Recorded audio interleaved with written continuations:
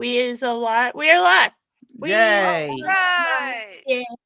Da da da da da. We are live. Dun, dun, da, da, da, dun. Done. I want to hear that done with the kazoo. Oh my god. I'm sure it's been done. Probably. Oh, so guys, we have great news. Arwen watched the show. I did. I'm a good streamer. I did the job. We're professionals. So we did professional. it.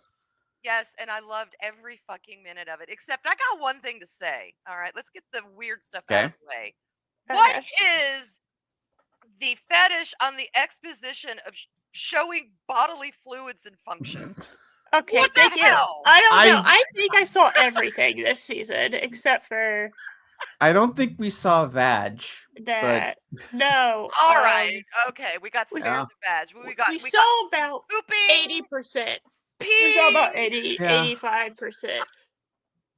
Yeah. Started to go like Caligula, every once in a while. Like, what the hell? That's all that movie is, just an excuse to splooge body fluids all over the set. I'm sorry, this is a gross movie. I tapped out after about an hour. I went, okay. Well, we are only like a minute and a half in. It is high time we start talking about bodily fluids. But that was okay. I did not need to see Dunk taking a shit. Thank you. I agreed. I was like, okay, no, I understand. Yeah. No, I understand. Shut. No. Right. No, I know what's happened. Thank you. Okay. God. And then the biggest thing of the season, that dong, y'all. Are we sure that was not CGI? Oh, I actually have no idea, and I'm not willing to. My guess is it was like a prosthetic that they added because he was able to pee right on command, and I'm guessing with multiple takes. God, I was like, oh, Eris was shit. No. I told you, it's a tripod. A horse has been hung. Well, and in the behind the scenes stuff, they mentioned that they gave him such a big schlong because they were shitting on him the entire episode, so they wanted to give him something to be proud of. My God, they delivered. I was like, they were not lying when they said this thing was huge. It is not only it's not just a tripod. Yeah. Y'all know those aliens from War of the Worlds? Yeah. Tom Cruise War of the Worlds with the three. That's what this guy was. I was like, shit. But then we had to see him peeing, so that kind of, I was like, oh, okay. So body you also don't see the lady of the evening that's in the cabin. You don't see her moving at all. She's just like, oh my God. I understand why now. Like, bitch ain't gonna walk for a week. But and then the other body fluid, and the guy who kept going, I'm like, dude, sinuses problem? What's going on there? I mean, I understand. It's allergy season right now, and pollen is currently kicking my ass. Yes. Woo. Yeah. So, but other than that, it was fucking grade A stuff. I mean, just the fact that he wants to do the right thing just because it's the right thing. You know how long it's been since we've had a hero like that? That's what I mean. He's wholesome. His motives and even the methods that he wants to use, he has that honor within, and he's a wholesome character. He's not out to just slit everyone's throat who, doesn't want to wave his flag or whatever. Right. And then he's got little Egg, who again just wants to be a kid. It's like, and look at the mess he's brought up in. Well, and you also see like when he first right after he attacks Aaron, and the guards are about to like curb stomp him, knock out his teeth.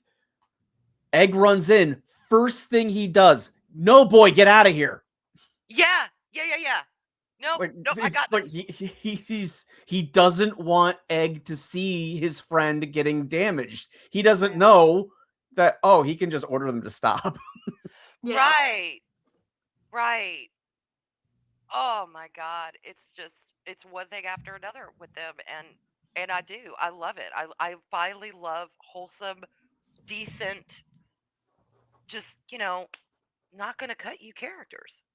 It's refreshing. And that he's not in a brothel every 5 minutes, dipping his wick in something. That's refreshing too. Even the Yeah. whores seem mild. Even the whores seem nice. Even they look clean. Just the simple fact that like every single person that Duncan comes across, they always have a, all right, come here, you wounded puppy. Let me take a look at you. Good Yes. point. Very All good right. point. Hold on, I'm trying to think of the things I mentioned. So we mentioned penny trees, third leg.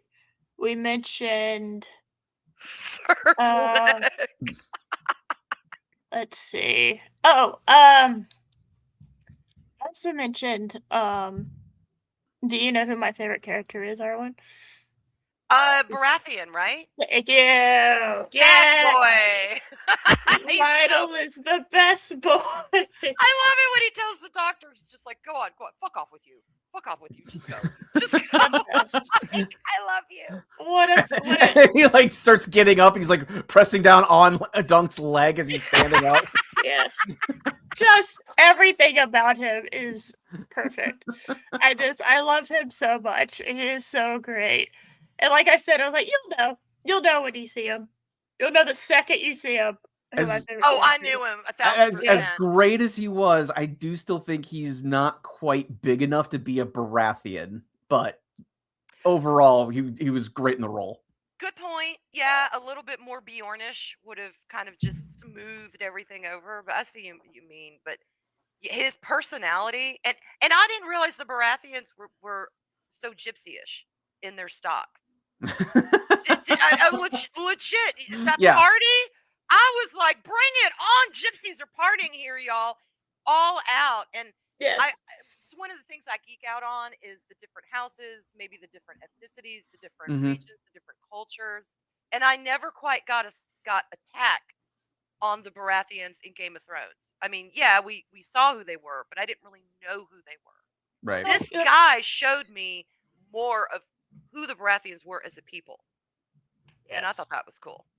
Well, you see them on the road. No, everything I've heard, I don't know anything about Storm's End for the most part. At least I don't think I do. But everything they were not hyping me up to visit. I'll tell you what, in this last episode. No, Storm's End has been depicted usually as it's harsh. It's a harsh area. And one more thing, Eris was right. I'm fully convinced the balls and dick are gone or damaged. Thank you. He got I was like, okay, if they survive that, then the man's got nuts of steel, because it was like, wham, right there. Right where it's like, well, unless he got incredibly lucky or he invented the cup a little earlier than it was. All right.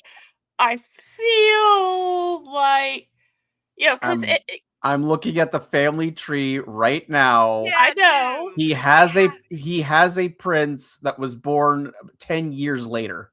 Really? Okay. All right, balls of steel then. But that is assuming. That's assuming he exists. Not very strong. The show and yes, but it's also saying that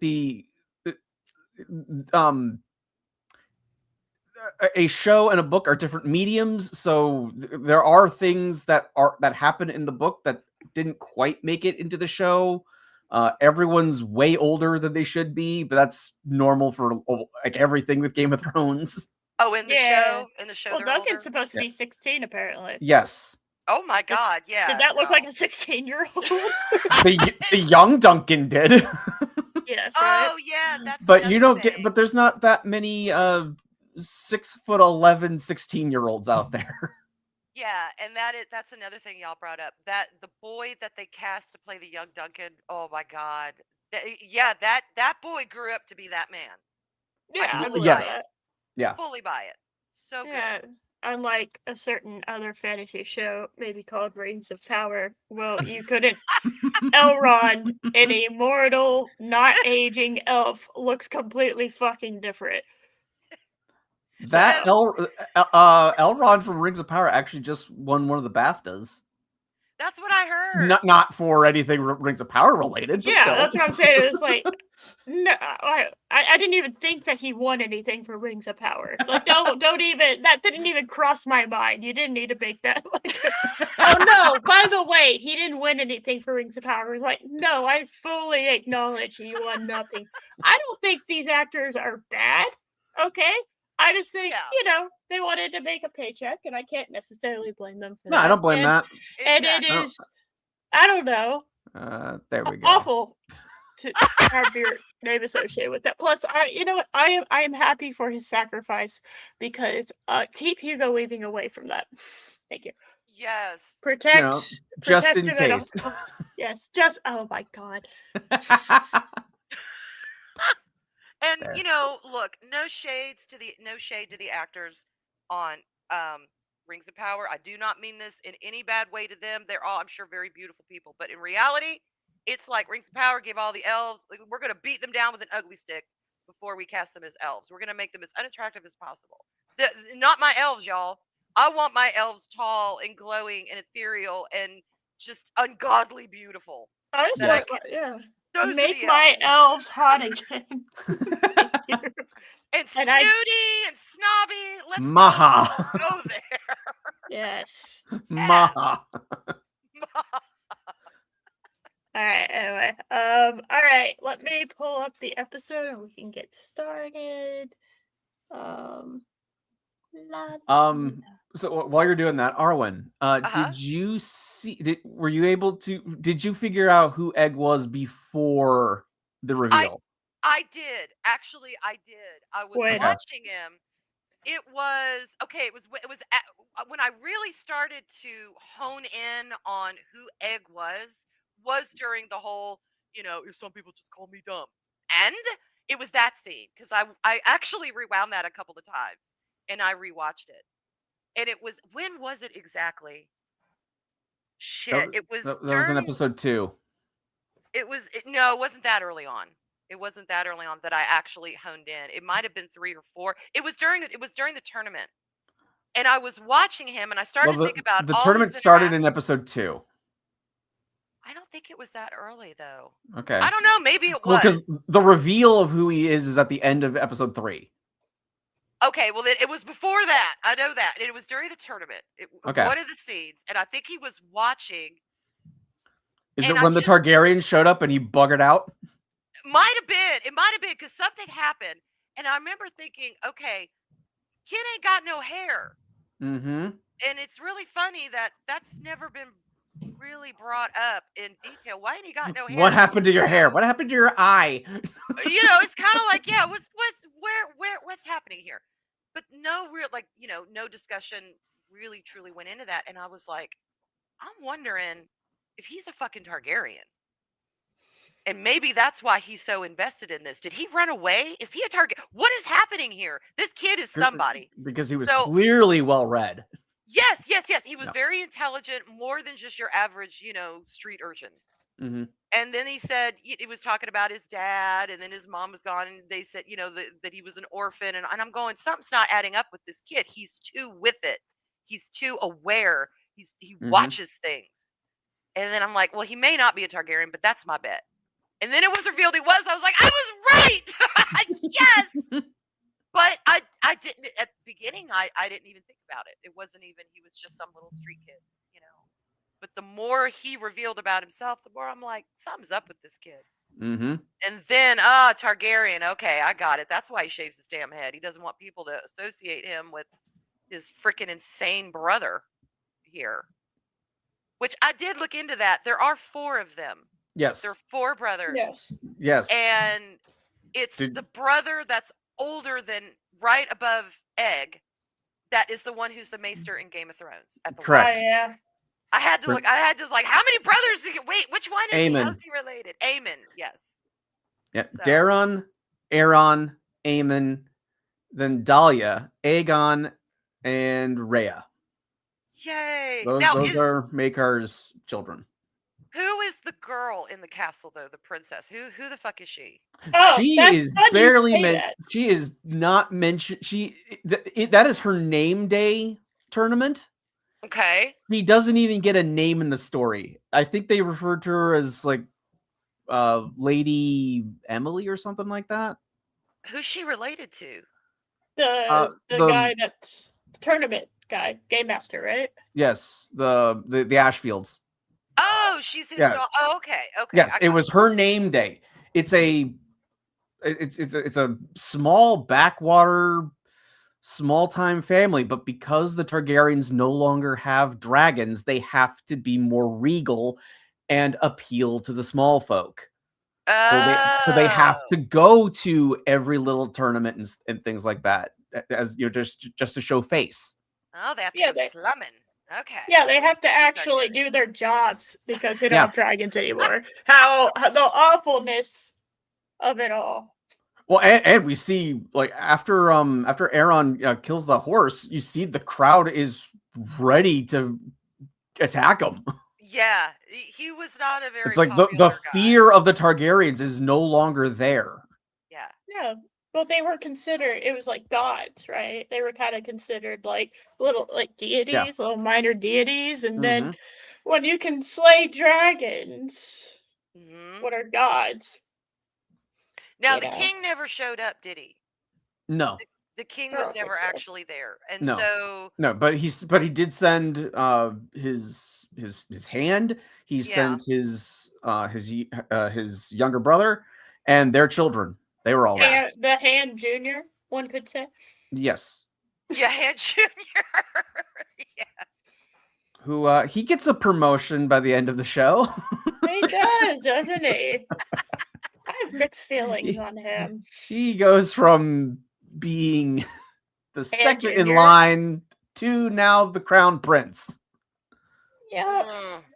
And yeah, it's kind of hard to argue. And think about it. Some shit really has to go down for Egg to actually become king. You might say it's very unlikely for him to ever become king. Yeah, because I was thinking about that. I'm like, well, wait, okay, we've got the hand. And by the way, there's a King Aegon V, the unlikely. I don't know why. Yeah, it's just a random fun fact that Josh likes to share every episode. Yeah. You know, it's so good. Oh, it's so good. I was very happy. Right? Like shockingly excited. Because like in the book, after Baelor's death, there's really only like 2 or 3 conversations, and then that's it. That's the end of the story. So like because I was like, how are they gonna end it? Because there's not much left in the story. I mean, it was a great cliffhanger, honestly. So. It was a perfect. I cannot think of a better wrap up, because you could watch this on its own and have a fully fleshed out realized story with beginning, middle, and end. Yes. Or we could go on and have a fabulous season 2, which is what I'm hoping for. The benefit that this show has is George has finished 2 additional Dunk and Egg stories that have been published. Thank God. So they have the framework for 2 more stories. I have read them. They are both really good. Good. That's encouraging. Because we know he doesn't it's just the adventures of Dunk and Egg, and it's the same kind of thing. Like well, what do you think Daddy's gonna do when he realizes Egg is gone? Well, that's a change. Is that okay? Loki told me that was the change, because he was sitting there and he was like, "Oh, yeah, that's different." Because in the book, Prince Maekor does give him leave to go, and it's not a that's just what Egg told him. No. Dunk hears it directly from Maekor, like, take him. Like, no, you have a point. He would do well to see how just not being in the Targaryen environment would be for him. He'll be a lot better off. For sure. Because that's not exactly an environment that's stable and conducive to, happy child rearing. I would imagine. Yeah. God. No. So I was glad at that. I was glad he went. I'm like, y'all can't Well, be. otherwise we don't really have much of a show. No, we don't. That's true. That's true. All right. So how'd this episode start? All right. It started with the HBO logo and gambling on a mobile app. All right. Which is so good. Right, classic? Yeah, he'll finish the other Dunkin' Egg stories any day now. I know. He'll finish everything else but the damn book, and he's gonna fucking die, and we'll never know the actual ending. For God's sakes, at this point, he should just pay someone to finish it for him. Use a damn ghostwriter if you need Yeah, to. okay. We both Do it. know George would never let someone finish his story. He's too much of a narcissist for that. I But mean, yeah, true. we also know that if he finishes it, he has an immense amount of pressure to finish it. Now, Yes. he didn't have to have that immense amount of pressure because he could have finished this before we ever got to the point of having that immense amount of pressure. Thank you. You know, Agreed. we could have, but we didn't. So, you know, Right. and I just think he's avoiding it, or it's in his will. Or he really has no idea and just doesn't give a shit anymore. That's kind of how I'm leaning. He's probably Considering- like, so many other ideas are better than what I have. Mhm. Just let him go with it. Considering that we keep giving him money to do everything else on the planet, Right. Yeah. he's not really incentivized Right. to I do agree. it. I Yeah. agree. He's got his cold hard cash. He's making his coin. You know? And I like my idea ending for Game of Thrones better anyway. So he can write whatever the hell he wants. I have my ending. I'm happy with it. And it's not their ending. It's my own personal. It's my fantasy. I'll enjoy it. I'm kind of content with the idea of, you know, we're about to like finish it. There's a giant war and the Night King's about to happen, and then they hear this weird noise and they look up and a giant circular green and black spaceship is there, and you hear the word resistance is futile, and the greatest crossover event of all time occurs. See? It's fun coming up with our own ending. Yeah, there you go. There's my ending. And that could happen with the Paramount Warner Brothers merger. Yeah, you see it. Yeah. You could have the Borg invade Westeros. I see it. There it is. Perfect. They're under the same roof now. Now I want to imagine you this. Cersei as the new Borg queen. You're welcome. Oh my God, Eris, yeah. She didn't die after all. She just became the Borg queen, damn it. I love it. And if Jamie's halfway there with his fake hand, they could just put in a Borg implant and, go to town. Yeah, see? Or like the Enterprise is in orbit, and they detect, this massive army of White Walkers coming in, and then just like one photon torpedo just wipes the whole army out. It would be kind of sad. And it would be a better ending than what we got, though. It would. No, seriously, the Borg invasion, because they don't care about the Prime Directive, obviously, they would just wipe them out. They don't care.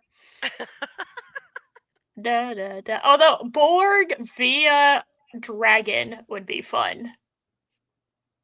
Yes. Oh, that'd be an unstoppable force. Or could you imagine start putting Borg implants on the dragon too? God. Oh my God, a Borg dragon, guys! Look, a Borg dragon. George, write it. We fixed it. There you go. Just have the Borg invade, and it's totally fine within the copyrightness now. That's right. Absolutely, I love it. There Shit, Rings of Power needs to hook. That is a good point, Classic. You're right, George. He got rich late in life. Guess he'd rather spend his remaining years traveling and doing what he wants while being stuck at a desk. Well, see, this is why you go ahead and finish it before you start doing the fun shit, okay? Yeah. That's why you eat your vegetables before you have dessert, all right? This is why you do this, okay? There is a method to the madness. So. And I don't blame him for that. He's probably like, motherfucker, I got gray hair. I'm ready to just do some shit, have some fun. I mean, I'm all for he's in his that. late 70s. Yeah, No. and it's like, George, have your good time. But here's the thing. We're all hooked on his freaking books. Yeah. And he promised he'd finish them. So, okay, go off, King, and live your life, but just write the books while you do it. I mean, it's kind of like that. I think surely you could go to Italy or Spain or someplace Yeah. and be inspired to fucking write something, okay? You know, you have the Yeah. nice open window, you got, Yeah. nice breeze, some nice Mediterranean air, and you fucking Yeah, write. There you yeah, go. right. Get yourself Just a go to yacht, the dude. Something. go to the places that that inspired you in the story, right? And then just fucking right there. There you go. See, we got it all figured out. He needs to call us. He needs to call Yes, us. us completely relevant and very notable and popular people. He That's needs to call right. us and tell We're us the truth. professionals, George. Yeah, we're professionals. We got it all planned out, George. Now about that season 2 House of Dragon ending. We need to talk about that real quick, buddy, because what the fuck was that? Not a lot. Anyway, you really don't like Game of Thrones? That is perfectly fine. I don't fault I don't like anybody. Game of Thrones. I do not. Just use AI to fit. I think that would be so funny. That would be so funny. All of a sudden, Silas and the town Oakhaven start fucking entering. Alara. Alara's there for like no reason at all. See, in the end, the pink glitter cloud could descend from the heavens and put Earl's ass on the throne. There you go. There we go. Earl, great guys. Hold on a second. You do the line. You got to do the line. See? Hold on. I don't know why I didn't think of this either. Is winter coming? There we go. Oh no, there is a house gray. I can't use that. Hold on a second. Oh my god, yes. His badger could be on his standard. Oh my god, there is a gray. Yeah. There is already a gray house in here. Oh my god, guys. Yeah, there's Greyjoy. The joy of Earl of Joy Grey is here. And it's exciting. House Earl of Grey. Okay. There we go. Okay. So no, the sigil is obviously like a blacksmith's hammer and like a baking pan. With a cup of tea in the middle. So he's holding it's a cup of tea holding a I don't know, fry. No. What's a baking? Oh wait, no, a loaf of bread. A loaf of bread and like a sword and a blacksmith's hammer. A baguette and a hammer. I love it. I love it. Grok, do I have stuff now again? I do. Hold on a second. This is very important. I definitely don't need to leave in like 2.5 hours. It's fine. Images of a medieval sigil. Oh my god. I don't know how to spell sigil. It's not. Get on that AI, George. Get on it. Sigil. I had an E. There we go. Sigil with.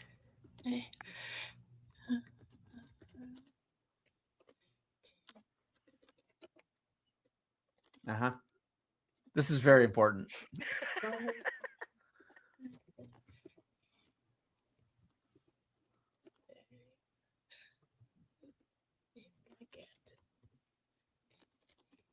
I can't wait. This is this is thrilling. This is incredibly important. All right. That's right. We got to have this all planned for when George contacts us. So we got to have all the information ready. And so that is incorrect. I will not be using either one of those. This is really funny. Hold on. Now this is funny as shit. Now obviously I will be working on this. This is a work in progress. But this is the first image it came up with. And I think it's beautiful.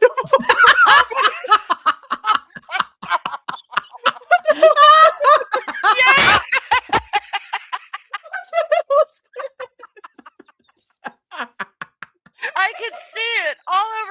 cameras. I could see it. Waving high and proud. I didn't know Thing was in Game of Thrones.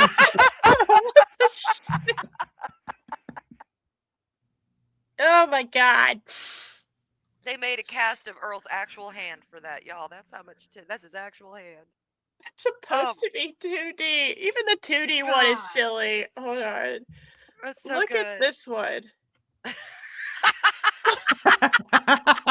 It's the It makes a little more sense. yeah, but the hammer's literally through the I know.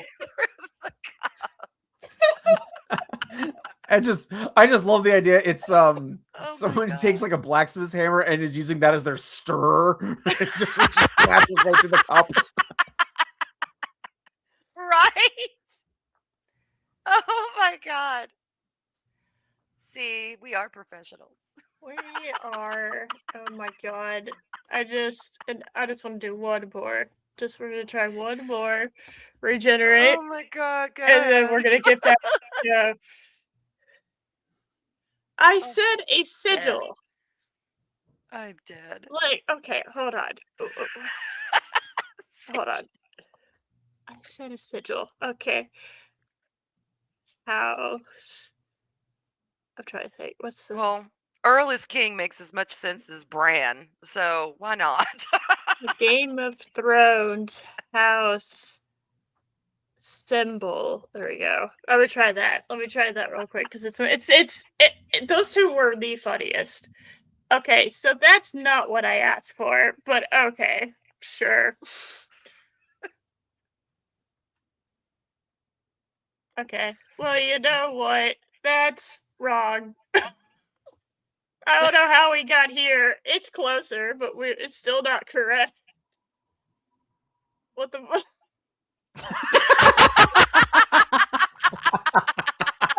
Right? Oh my God.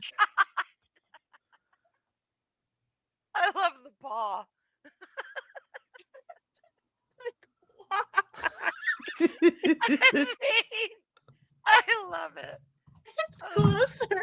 It's not God. right. The baguette kills me. Then we have. What is it? This way? What the hell is this?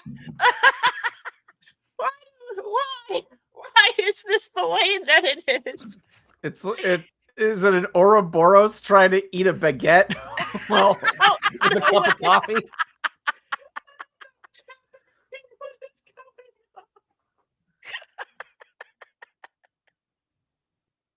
Oh my God. Oh my god. Okay. I don't know. That's so good. Oh my god, it is a badger. Guys, it's kind of a badger. Yes, a dragonish looking badger. Perfect. Perfect. Remember that badger, y'all. Okay. All right. Enough. Okay. We are back on the show. We're doing the show. We're fine. Right. It's okay. All right. We're serious. We're professionals. HBO has decided to be a butt. Hold on. Why have we decided that we need to load? We don't need to load. There we go. All right. So the opening scene of episode 6. Josh has gotten quiet, which is very scary. Always. I'm here. Here's. Trust it. Careful trying to do other shit while you're on here because your computer likes to throw itself off a cliff when you do that. So, okay, so the opening scene is Lionel and some dude in a black robe. Yes. Which we later learn is the maester for the Baratheons. And they're just kind of standing there and they're looking down. And the Lionel holds up what is very clearly an alcoholic flask to whoever is on the ground. Uh-huh. And you immediately cut to, I said immediately, I was wrong immediately. Now we immediately cut to Duncan chilling on a tree. And we have the Night of the Seven Kingdoms. Oh my god. Oh my god. We still don't have an intro sequence. And I am still sad about that. I don't Yeah. really think this needs it though. I know. But they're always good. Was They're it the ending of always one of good. them that had the Game of Thrones theme? The end of episode 4 when Baelor comes riding out. Yes. Yes. I listened to Which that all the way to the end. that might have been the best use of the Game of Thrones music in a very long time. Agreed. That hit me, and I heard that familiar na, na, na, and I was like, oh, but just the arrangement of it, and it was so good. It was really, really good. So Lionel thinks this has been a wonderful tournament. I would argue this has been a catastrophe. Because I never really got to see Duncan participate in the tournament. I didn't really get to see him joust because the second he started to joust, he got stabbed in the gut and then fell off. So Yeah. that made me sad. It was a sad in regards to that. I wonder if that was a creative choice to show him throughout season 2, like to kind of dabble out how good he really is. Because you're right, he pretty much got stabbed and right away, and it's like shit. He's fighting for his life now. We can't really see his shoo shoo shoo shoo. I am a knight, you know. Well, I mean, there is the one sequence where he's like, he's like amping himself up, and he's so nervous about being in his very first melee or his first joust. Yeah. He's puking, and then Egg's like, "You're not gonna ride today. That's like for the distinguished knights." Right. Well, so what have I been vomiting for? I don't know, sir. I just thought you were sick. I thought the beef is kind of bad, dude. That's right. Yeah, he had to wait the next day. Yeah, because the posh knights go first. Yeah. Yes.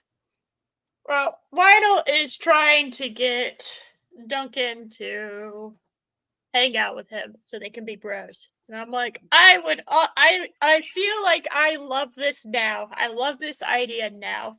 But I would absolutely hate it in its execution because too much Lionel, I feel like would make me hate him. Does that make sense?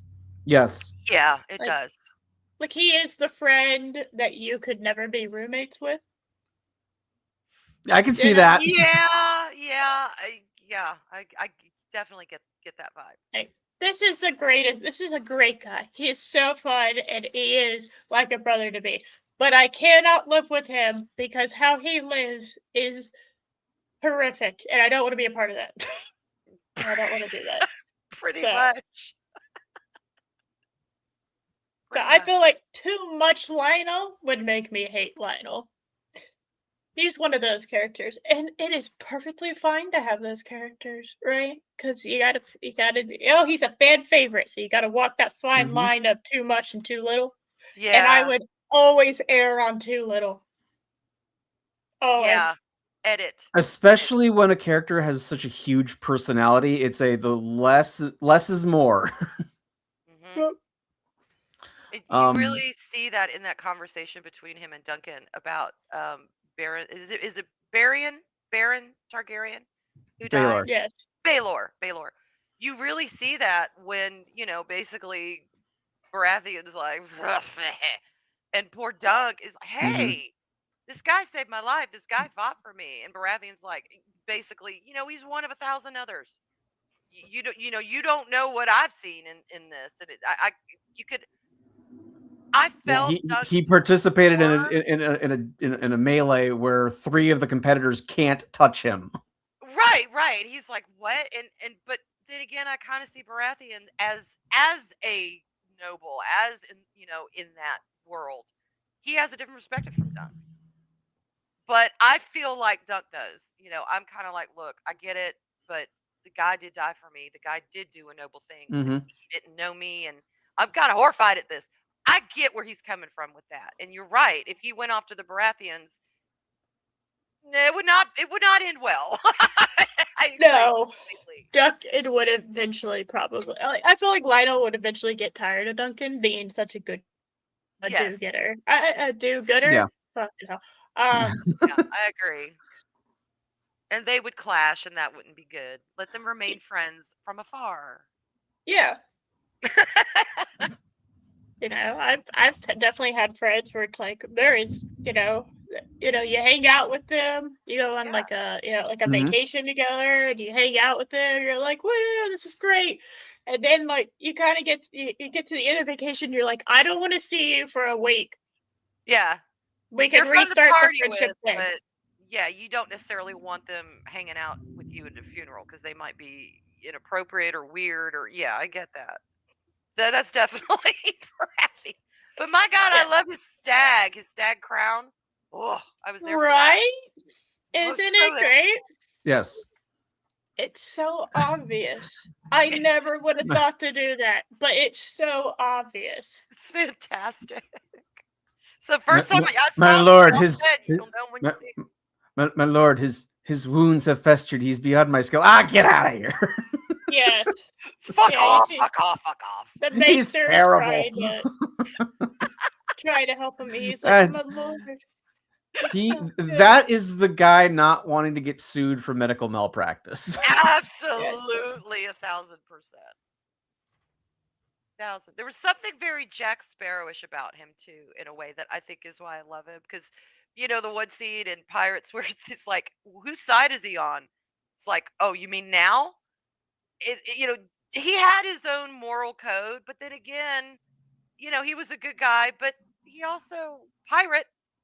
That's Baratheon to me. Pirate. However he Yeah. goes. And I love that his crutch is also antlers. And I'm just like, Yes. did you Small have to detail. make that? Did you have to make that? And how the hell did you manage to? How'd y'all do that? He's definitely embracing his sigil to the max, for sure. He's like, Yes. dragons, fuck your dragons, I'm a stag. Yeah. And it is also one of those it's interesting because the Baratheons have their house because of the Targaryens. The original Lord of Storm's End was actually someone else that didn't bend the knee to Aegon the Conqueror, so he wipes him out, gives it to the Baratheons because I didn't know that. Oros Baratheon was Aegon's best buddy growing up. I did not know that. Okay. Well, So it is interesting. The only good dragon is a dead dragon. Mm-hmm. So they So really have their ties. Yeah. Oh yeah, yeah. That's right. The only good dragon is the dead. I'm like, damn. Okay, I agree. Let's be honest with each other. Most of the Targaryens are assholes. Okay. Yes. Most. Baylor was one of the only good ones. So let's just go. Let's not treat him like we would. I don't know. One of the other Aegons, okay, from the House of the Dragon show. Okay. The one that was a king for a little bit. Yeah, there you go. Oh, that one. Yeah. Yeah, because I realize there's multiple Aegons in that fucking show because we can't help ourselves.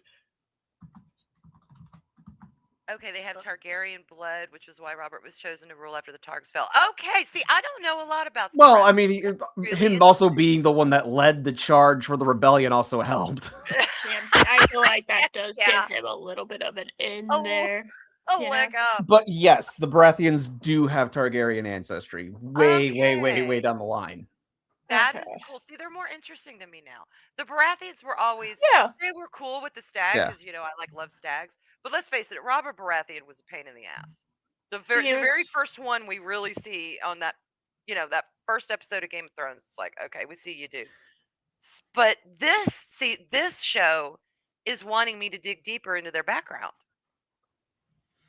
And Eris, check your DMs.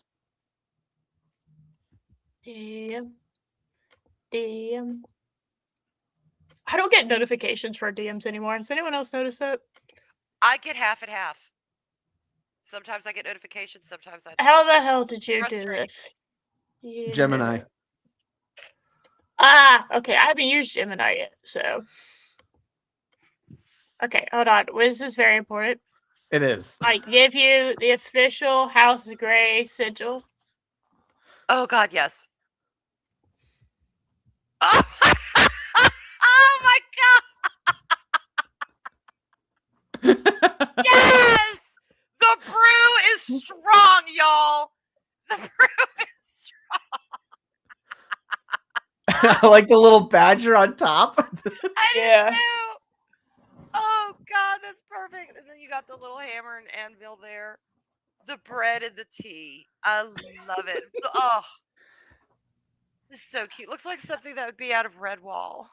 I don't know why it made. I said put it on a pink background. I don't know why the tapestry on it is like falling apart. I didn't tell it to do that.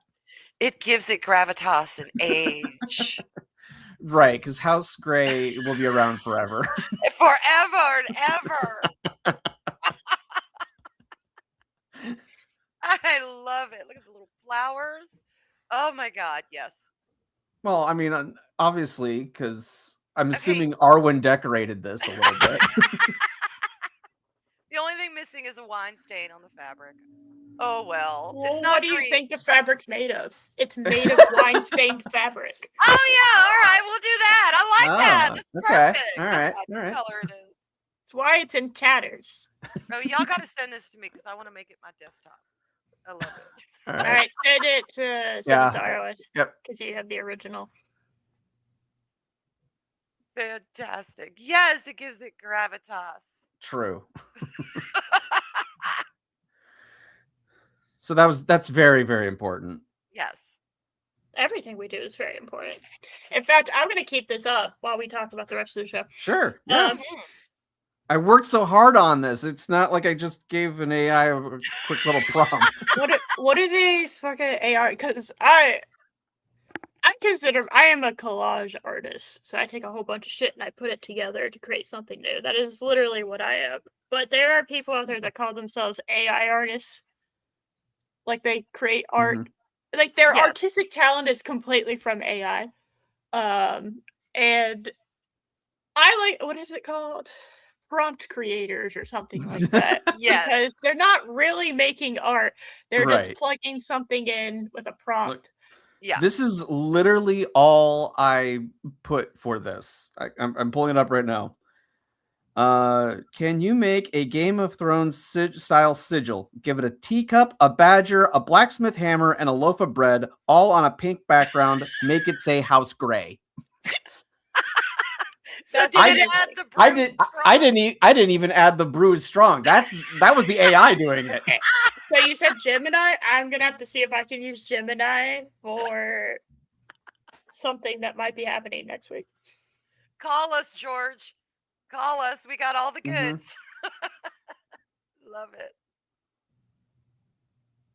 All right, back to the show. Lionel is peeing. That is what is currently happening. Lionel is peeing. He wants to have Duncan chill with him. He's not really taking no for an answer. Because there you go, Arwen. Is Lionel. Oh, thank you. And this is that moment where I did realize, like, this conversation is when I went, we can't have too much of you. Because you would very quickly piss me off. You are a fun character. But the second I start getting too much of you, I'm gonna go, all right, I hate him and I need him to die immediately. Yes, we like him in small doses. Yes, he is great in small doses, but he has such a massive personality that it would overwhelm Duncan's personality very quickly if we had to have multiple. Like, he was in as much as he would be in if Duncan ended up going to Storm's End.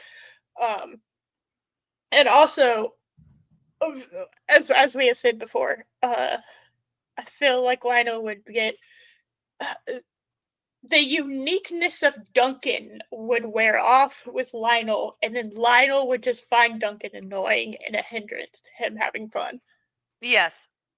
Either that would happen, or like you said, his personality would overwhelm and kind of, overtake Duncan's, and then Duncan would end up not being true to himself and doing more what Baratheon would do. I agree. I don't see any scenario where Duncan would leave unscathed. I just don't. No, it would be bad for everybody. And it also, I think it would also take away a lot from Duncan if he was sworn to a house. Agree. Giving him, especially like at this part in his career, where he's just starting out, it gives him a sense of, I mean, he's not rich. He's doing things just because it's the right thing to do. Yes. I think that it gives him more depth. Yes. I mean, we saw how already the taste of politics threw him in a lot of different directions this season. Yeah. Directions that he was not expecting or in his own mind prepared for. But it did. So he needs to kind of stick to his morals, stick to his values, stick to his conscience, and kind of stay away from Westeros politics in that world for a while until he establishes at least something within himself, It would be better for him. Yeah.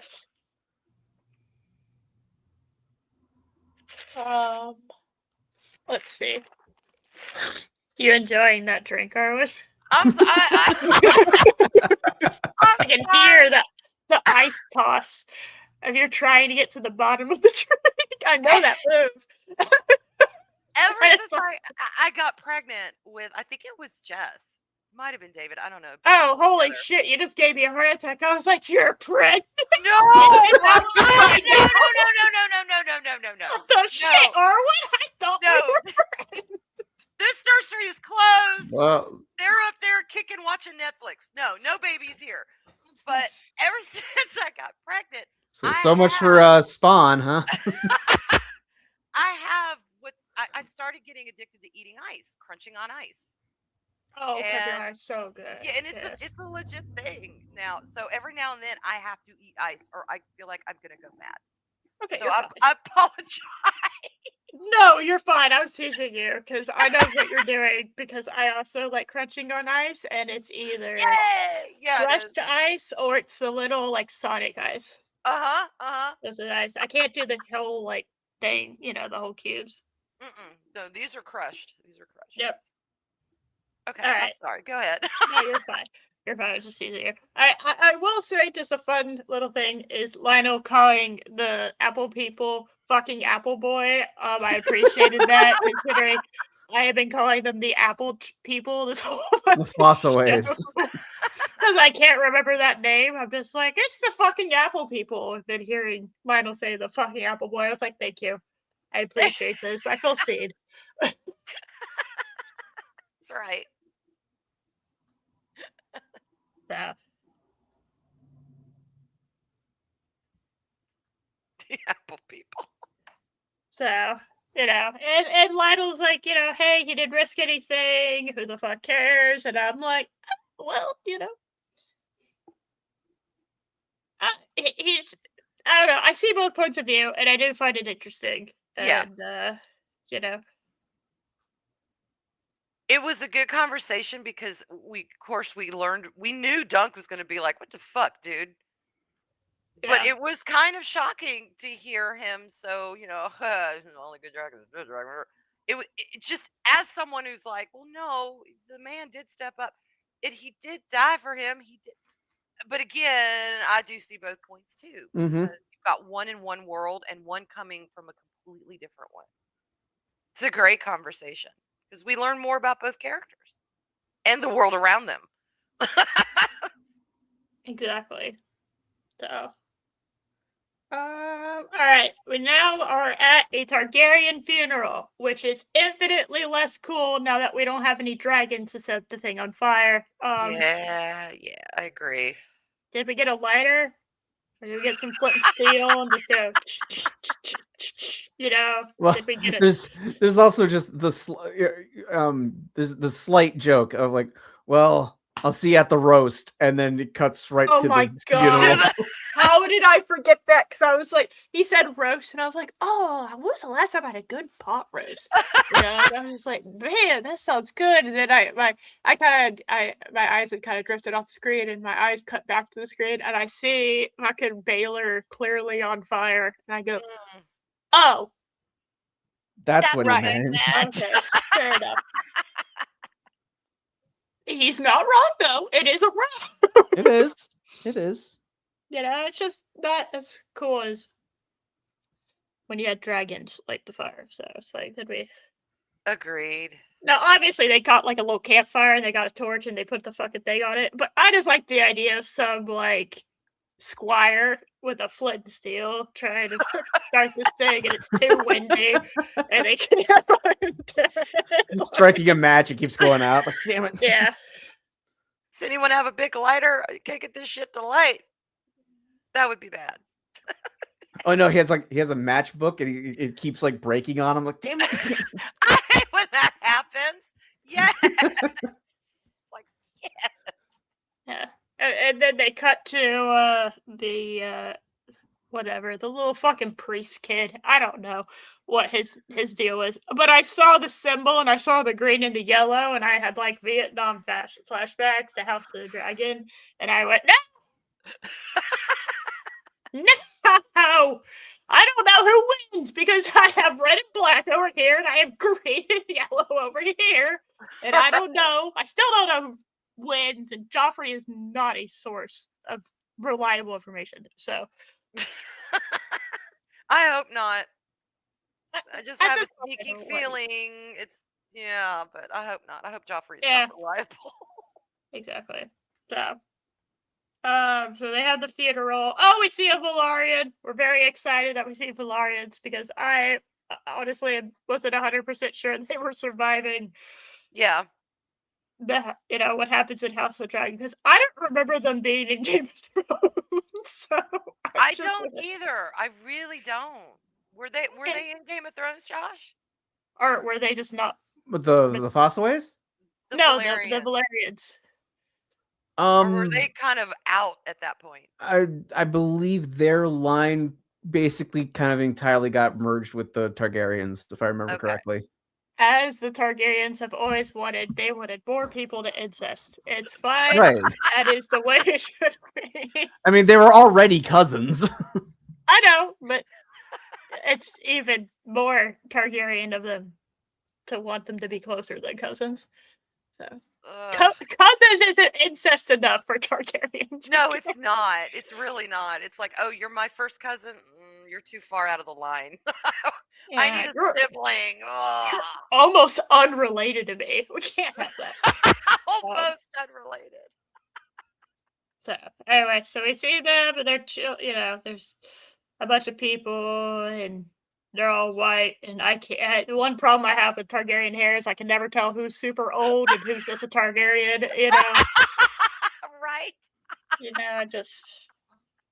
And we kind of, but this one does keep the detail of, how in the books it's if someone is like only like part Targaryen, some of their hair is that family's color as well. So like we see it with what's his name? that one dude. Baylor's one dude. Baylor's son. Valar. Good. We're just keeping it up with the ORs here. We're just not creative at all. Right. All right. It's ARR at the end. It's still an R. Okay. Yeah, We're just arguing up this place. All right. But yeah, he's described as having black hair with like a small streak of the Targaryen platinum. Well, Baylor didn't have the silver hair. Did he? No, because he is his mom's a strong, I think. He is very strong. Oh, strong. My Oh no, God. Martell. She's Oh, yeah, okay. Martell. Okay. Sorry. I was about to Strong say, well, team. we kind of came back around on that. Yeah, so he's incest thing, actually part Dornish. Okay. So yeah, and I mean look at Rhaenyra's sons. Black hair. Yeah, very strong. Very strong. So I guess unless, your parents are siblings and both have white hair, there's a chance you might not, depending on your other parent. All right, Which good point. does mean there might be more. So More Valerians? Yeah. more Valerians and Targaryens as a result of that is because, Yeah. not necessarily do you. It's so stupid. If they're incesting to keep their hair white, I'm pissed that that's how we're doing that. I know it's sort of the dragon thing, but that's not always the case. So It's definitely a standout. If somebody roaming around that time's got that color hair, yeah, it's yeah, definitely like, oh, are you Targaryen? So I could actually see where that could be part of it. We have to keep our look. We have the look, the dragon look. So you're gonna marry your sister and you're her brother because you both have white hair. I could actually see that playing into it. Ugh, and it's gross. fine because we don't understand genetics and how messed up that is. Even though we probably should understand how messed up that is, considering no other kingdom is doing that. Yeah. No other family is doing this. Okay. So, anyway, we have.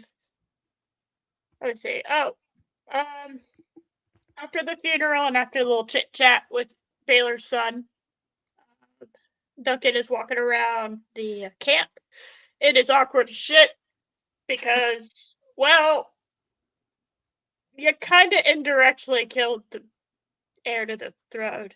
Yeah. Who was clearly a good man. And He is was. loved by everybody.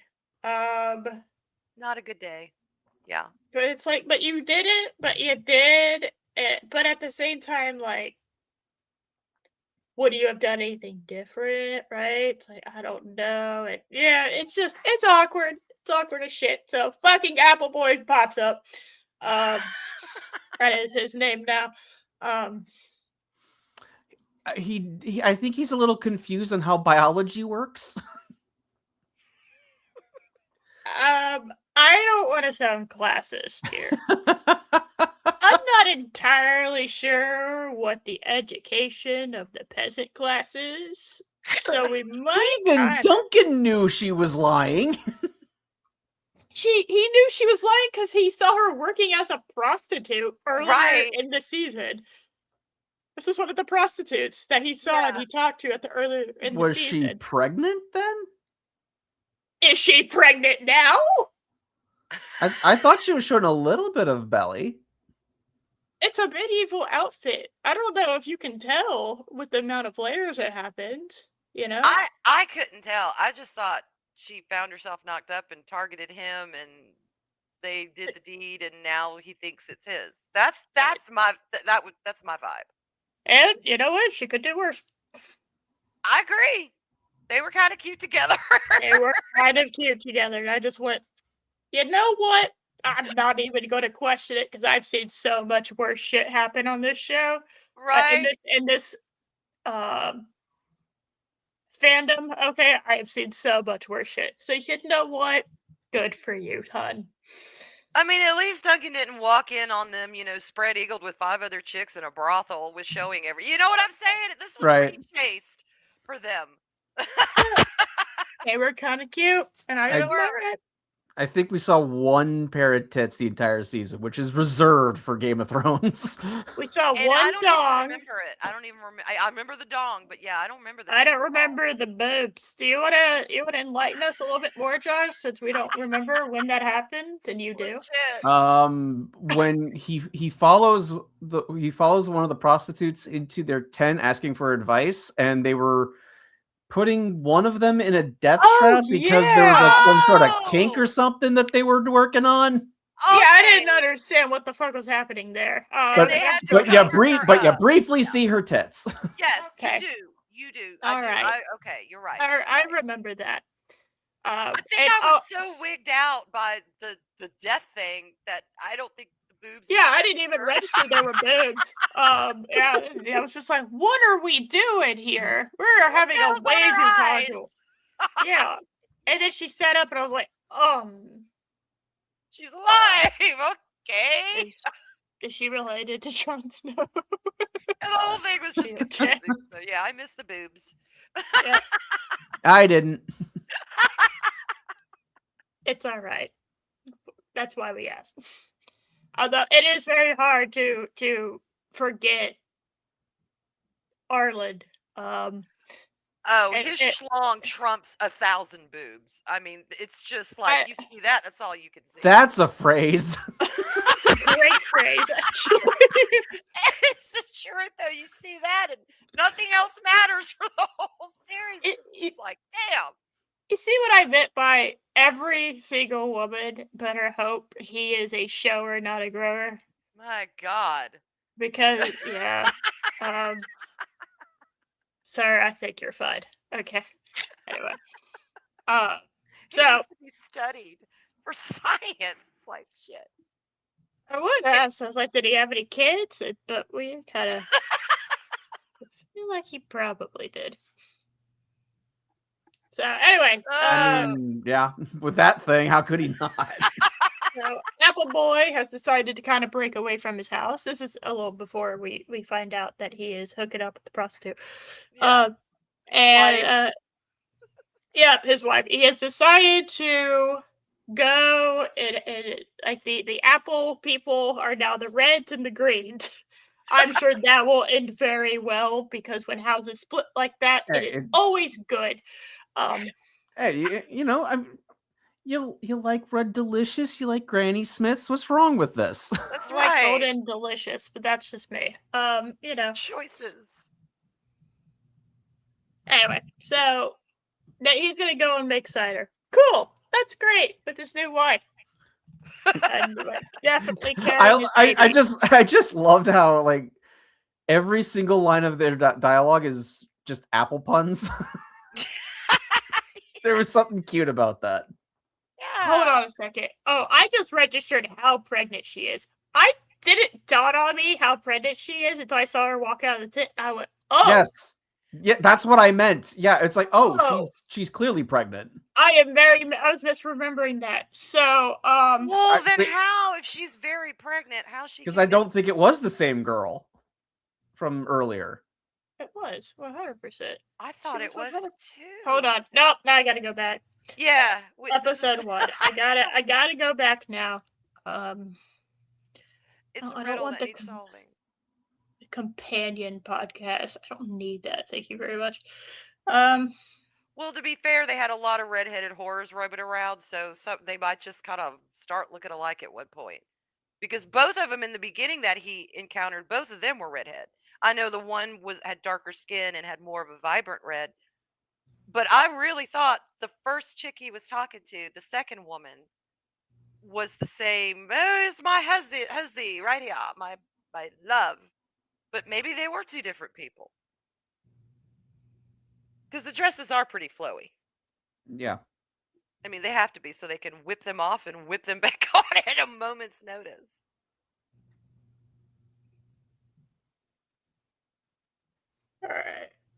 All right.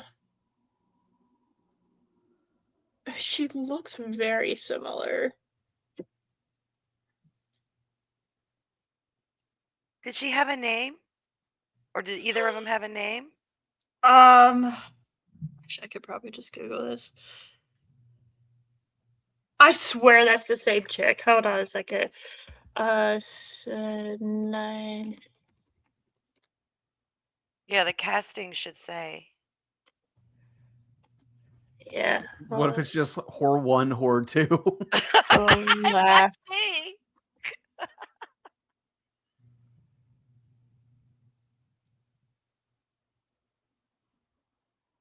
Okay, Rowan.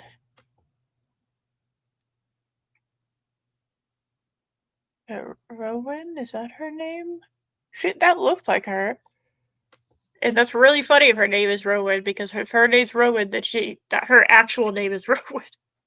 Oh, Hold on. Yeah, Roman Red Fosaway. Yep, that's her. okay. So it is the same It is the same chick. Yep. chick. Okay. So her real name is Rowan, and then her character is named Roman. Rowan with the nickname Red. Okay. So we do have Well, confirmation. good on him. I mean, good on both of them, I guess. You know what? He's happy. She's Yeah. happy. I hope this goes well. They're cute. I do too. And he wanted to say something, and she just kept looking at him like, no, don't do it. Don't do it. Okay, I helped you out earlier. Help me out. It's like, okay, Yeah. fair enough. So, two black horses roll up, and guess what? Baker wants to talk to Duncan. Ruh-roh. Yeah, I kind of felt that apprehension. I'm like, oh, what is he gonna say? Yep. The Baker's sitting there, and I don't know, the saddest seller study you've ever seen in your life. It's just, Oh, they keep cutting back to it. And it is a great set piece, but my God, it's depressing. yeah, agreed. Mm-hmm. And we're kind of just. So, first thing we learn is Aaron is being sent to the east to live in the free cities. This is definitely not punishment. This is for his own good. Okay, this is not the equivalent to military boarding school. Okay. Right. I mean, he's banished for 10 years. No, he just got sent to the free cities to explore himself. That's what happened. Okay. Sure. All right. So a bunch of little Targaryen bastards is what he's probably gonna do. Actually, I think If he just still got killed. can. If he's see in my ending, yes, the twigs and berries are gone, and they have to keep it a secret because he does become king. So they have to do it by surrogate. So it's not really. But he's not in line for the throne. Yeah. Oh, So his. well, I mean, he's. oh, all right then. Yeah. Okay. Daemon the Seer is the older brother of Makor's kids. You're right. Yes. He's the second child. The Right. drunk. Okay. Mhm. Okay. I got it. You're right. But he still loses his twigs and berries in my fantasy. So I think that's fitting yeah, for him. he's horrible. He's an awful, awful human. Ugh. He didn't used to be. Yeah. Dunk's a okay. good kid. I wasn't talking about Dunk or Egg. So yeah, he gets definitely just, he's a little vacation. It may change him for the better. It won't. It won't. It won't. I already know that just because I know that. Yeah. And then Baker is kind of trauma dumping a little bit. Some people are gonna say I killed my brother. I meant to kill my brother. I'm like, it is kind of hard to argue you didn't try because, it was a cowardly strike at the back of the head, right? That's what it reads as. Mhm. You went up against Mhm. him. You should have probably just got your son in line and just went, yeah, nah. Yeah. Just been a, I don't know, parent. And, instead of just letting your child run free with his bullshit. Pretty much. And it looks really bad because you only had to remove him, really. It's not like he maced his leg. He maced the back of his head. The head is sensitive. It's fragile. But did you, Arwen, when you watched it, did you see what the moment I was talking about, where it is a blink and you miss it? I When he did miss gets it. hit? Yeah, you have to originally. watch it like 4 or 5 times in order like, you Yeah. just have to replay the scene over and over until you see it, because you can Yeah. see it. He actually did not intend to do it. That's the only Yeah. reason I'm kinda going, I know you didn't. I know that he was just trying to Mhm. hold you back because he was having the confrontation with it, and you couldn't have it, and it was actually a total freak accident, right? Yeah, he wasn't Um, even engaged with him. He was no. just trying to get to his son, and he was trying to, throw someone off of him. Yeah, And and he the mace Yeah. flies back and hits him in the back of the head. It Yep. sucks. And there's so much going on in that scene. Yes. It's like, oh my God. So I watched it a couple of times and Ah, I so did see good. that. And at the time I watched it, I wasn't really sure who was who. And then when I saw this scene with him and he was like, they're going to say, I was like, oh yeah, it's all coming together now. Okay. I got it. Yep. They're gonna Mhm. say I did it because I was trying to get in front of the. It's like, yeah. Well, I mean, honestly, what did you expect? It's obviously what's gonna happen, and oh, they're gonna whisper about it someday I die. It's like, yeah, and I know it sucks that you didn't actually, and but He should not have been in there with that risk out you there. shouldn't have. None of y'all Well, should have been in there with maces. To be completely honest with each other. All right, I don't know what the hell we're doing with it maces at this point. it was because Aaron demanded the trial by 7 instead of just 1-1, which is what it I should know. have Oh, been. what a It should little have been, shit but he would have though. lost, and he knew he would have lost. So this gave him, That's more. Eris was right. That's when Would you he? snatch that boy up and you go, trial by 7. What the hell, son? No, See, I get your don't know. ass upstairs with no Okay, See, dinner. I don't think there is a guarantee that he would have lost to Duncan. it doesn't matter He's if it's a way guarantee or not. he's Aaron far thought better he would trained. have. Aaron thought he would have died. True. That is true. That Aaron was He knew convinced brute he would have strength wise lost. he was outmatched, Aaron but Yeah. he was was so convinced he better was gonna trained. lose. Yes. Now, have you seen what Duncan's capabilities currently are? I agree with you. There is actually no guarantee he would have lost, Right. but He didn't know that. But he didn't know that. Also, probably he's been hyped up like we have for Duncan's abilities. And also, you just look at him and you go, uh-oh. I mean, And he's a also, big boy. Aaron, the only reason why Aaron even like won that bout is because he was very cheap in how he did it, right? Mm. So he can't be as underhanded again. I don't know. It's just Mhm. I think he thought I have a better chance of winning if I have more people. Oh, And definitely. that got Mhm. his uncle killed. It So definitely. And he's the type of And guy that would be like, look, if somebody else takes out this Duncan guy instead of me, I'm okay with that too. I also I just want to think win. I think one of the Kingsguard also died. oh, Yeah, If I a there remember. were a brother was couple. a fucking I hell. think so. Yeah. Oh, by the way, Arwen, what'd you think of the Kingsguard having white armor? Oh, yeah, the two that came up and were talking to him. Mm-hmm. I didn't know who the hell they were at first. I was like, Because the other shows only give him a white cloak as opposed to white armor, right. how it's described in the books. And I was going, who are? And then, of course, as it played out, I realized who they were. But it was very clean looking. But I like the white cloaks. I like that. Is that now? Which did you say is true to the books? But having the entire armor be white as well.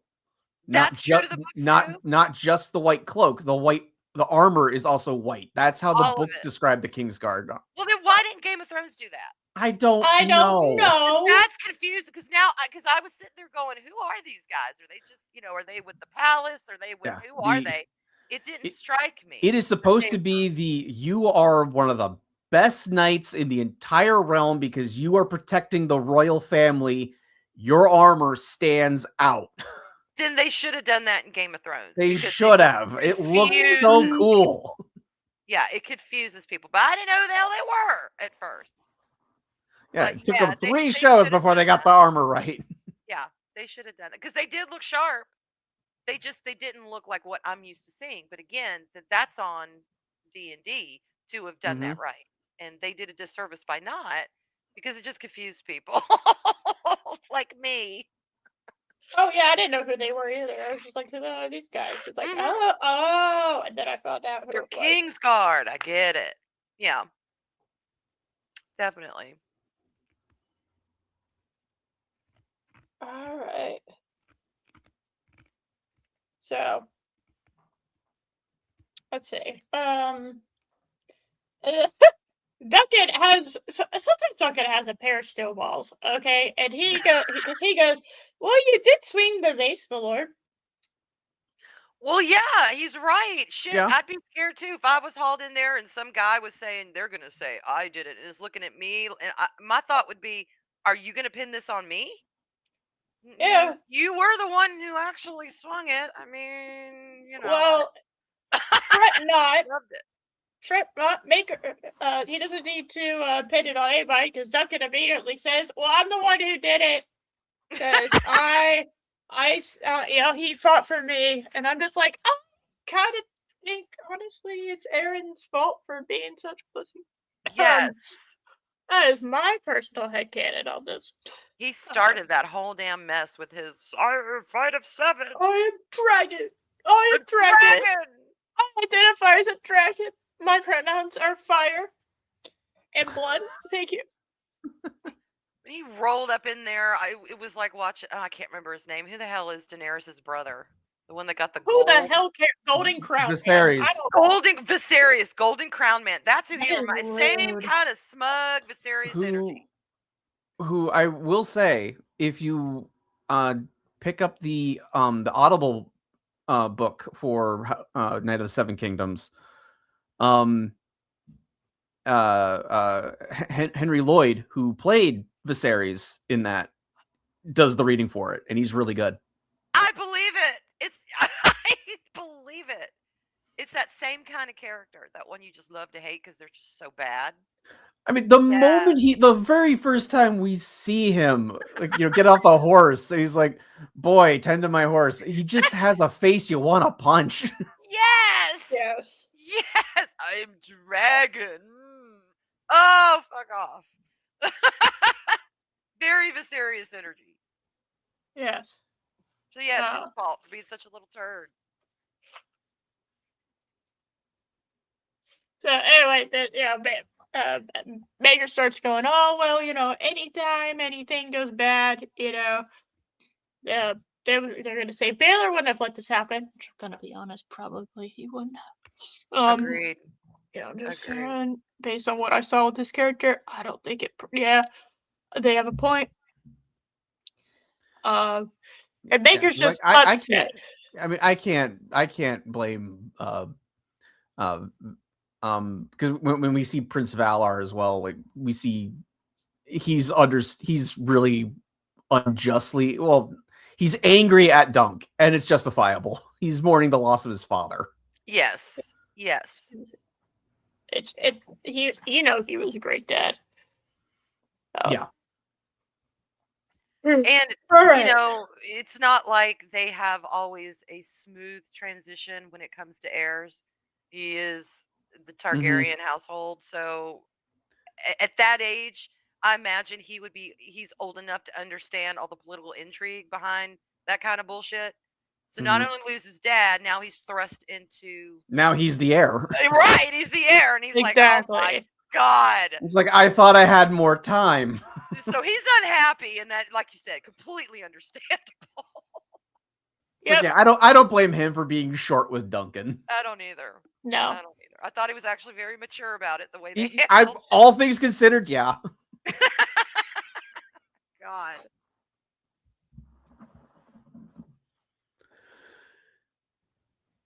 So, all right. Let's see. And Maker is talking about we're still in the basement. Maker still is talking about how they're also going to see, they're also going to basically accuse you of it. And it's like, well, to be honest, but if I hadn't have fought, you would have had my hand and foot. And like, yeah, you would have 100% had your ass. I'm sorry, your hand and foot. And Your ass. just Pretty much. It would have sucked for Duncan. Definitely. Is my right butt cheek worth the life of a prince? They are Targaryens. Some of them might be freaky. some of them are freaky. Oh, yes. So I think the butt being a concern is fair. It's fair. It is a fair, yeah. Protect the butthole at all costs. Fight the 7. Yes. And it's just he kind of implies that, well, maybe in the future, me having my foot or my hand would benefit the realm. And Maker's, I don't know if I would have said that in front of Maker. At that point, Maker is kind of disgusted with him, which kind of. It's an uneasy conversation, no matter how you slice it. I think at this point, it's like, because you're talking to the man who, his fault or not, is responsible for the death of his brother. Yes, and his son's a piece of shit. I mean, it's like, poor guy. His one remaining good son is taken with him for some reason, and he's trying to figure it out. And he can't. And to be fair, yeah. I mean, he has not seen Dunk at his best. I mean, the first time he met him, he caught him spying on, eavesdropping on their conversation. Oh yeah, he did. That's right. It's like, who are you? Show yourself. As he's discussing, like, I don't know where my sons are. I'm worried about them. And here's some commoner that's like eavesdropping, lurking outside the door. Like, but then Baelor just goes with it, and he's like, "Oh yeah, I remember your Sir Arlen." And he's like, "How do you remember a hedge knight from 16 years ago?"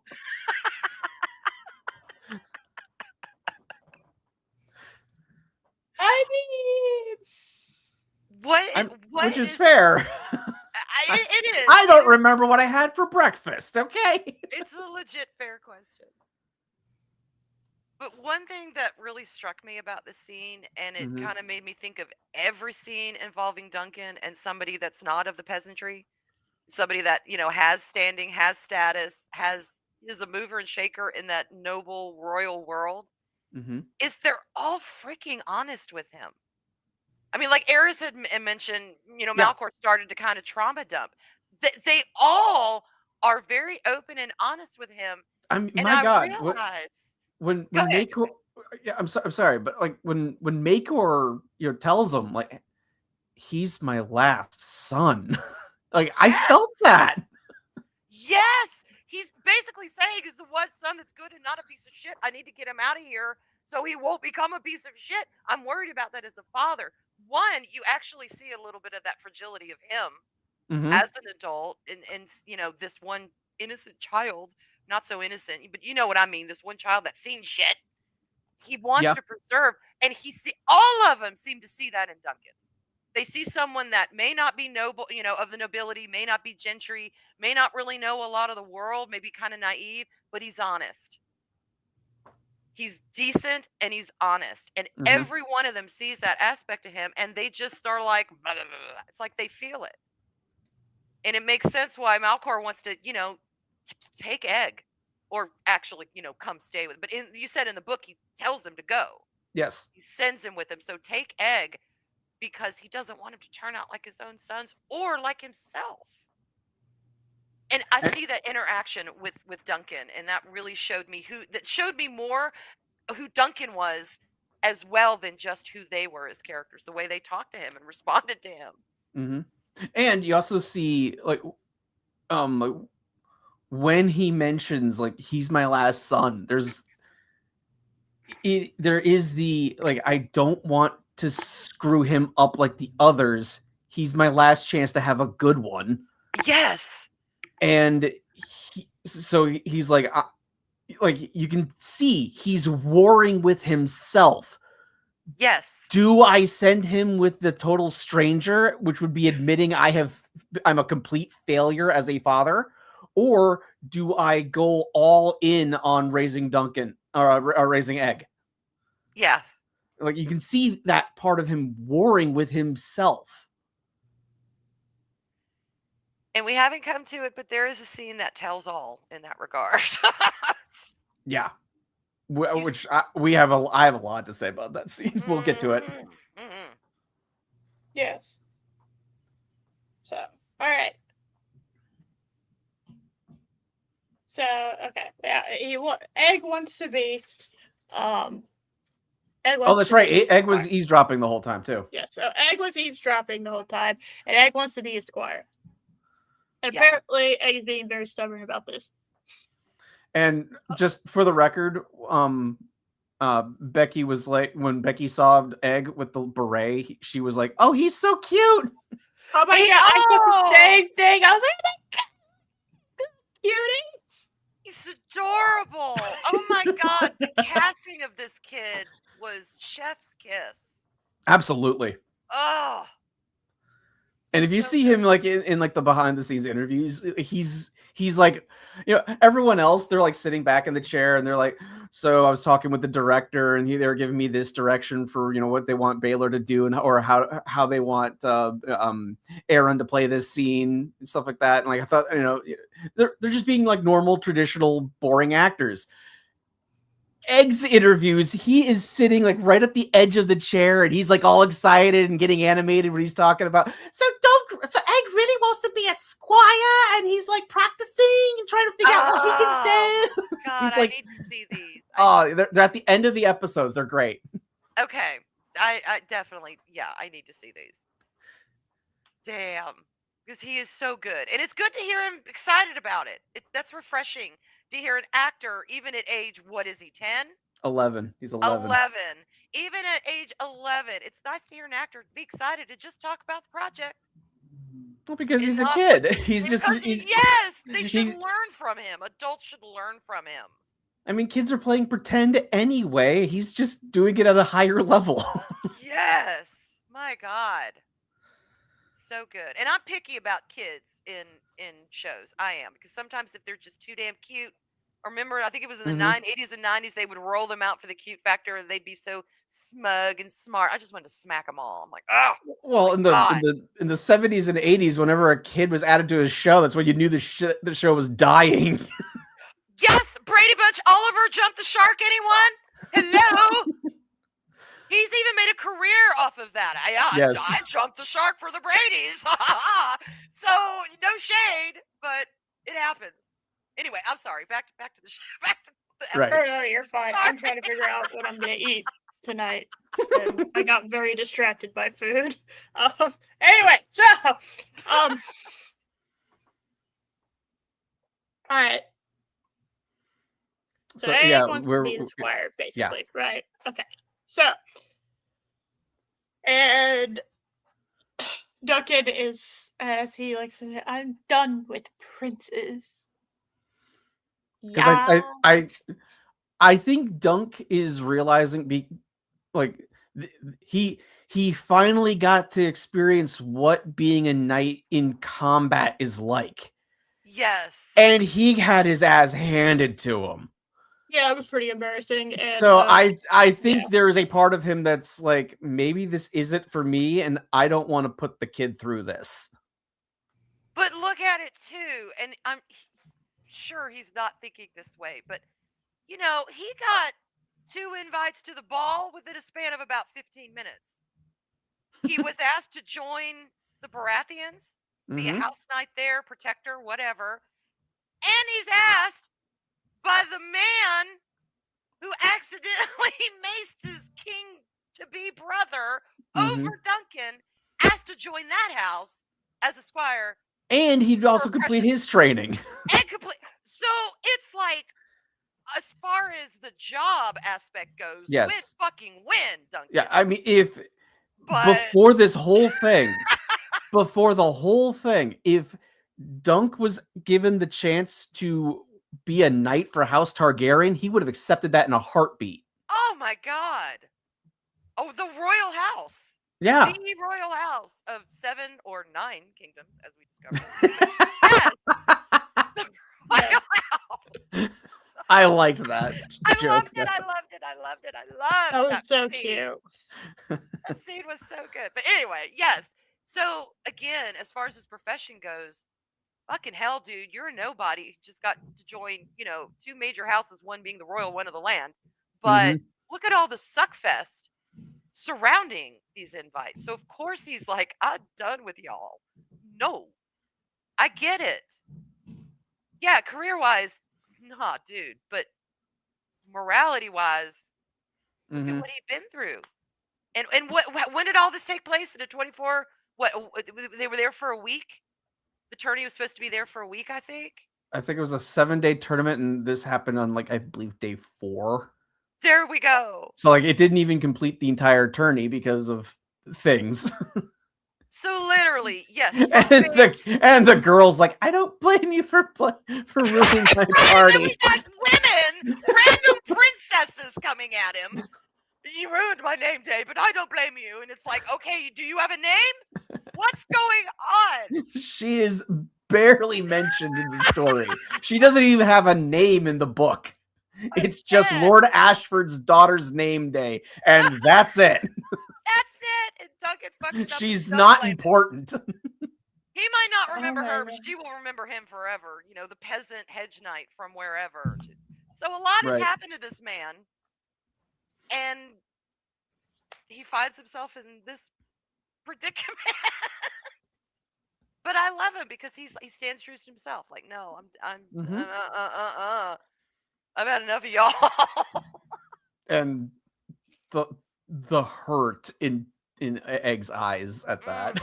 It's like, oh, I want to hug this kid. Because him and Duncan share a soul. Mm-hmm. They may be different people and different upbringings, but they're kind of split aparts in a way. One comment hurtling to earth splits and one goes one way, one goes the other, and then one day you find yourself. It's kind of that in the way they see the world. And I think Duncan, in some ways, has had a little bit of an easier time than Egg, even though Egg's had all the privilege and all the royalty and all that. Look at what that kid's had to frickin' endure. Mm-hmm. So, That is Eris, true. did you figure your food out yet? No, I can't. I found another one. I have like 5 options now. I'm so hungry. I got a big thing of chili in my crock pot, and I can smell it. So I get it. It's smelling good. I gotta stop. But, I gotta stop. I gotta pay attention to the show. Anyway, well, yeah. I think you're not the knight I thought you were, or whatever the line was. Yeah. You just want to hug him. Ugh.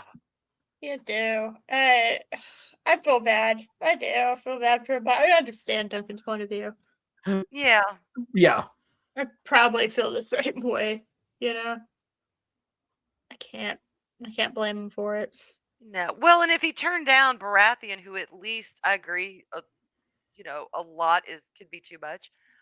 But if he turned that down with the man who has shown him friendship, who showed him openness, who showed him all that stuff, doesn't make sense, even with Egg involved, that he would accept, yeah, okay, I'm going to be under the rule and I'm going to live under the house of a man whose world I just pretty much rocked. Shitty fuckface son aside, it is what it is. He is the knight who his brother was defending.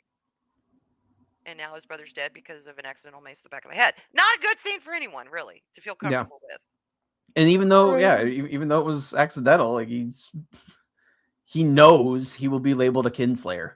And every time he sees Duncan, Duncan is the physical reminder of that day.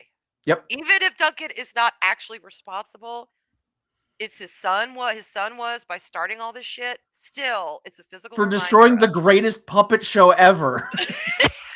Oh yeah! What the shit? I forgot about that. Thank you. Yes. What the hell, dude? Cutting off, breaking whatever. I don't know if he cut it off. He broke it. He broke it. Fucked with some poor woman's fingers over the dragon puppet show. Stop this nonsense. Yeah. Snatched up by the collar, thrown in your bedroom for a week with no supper. kind of thing. Not let's destroy the realm and rock it because you choose to fuck with someone. And a decent person is like, I don't think so. I don't care who you are. Oh And my God.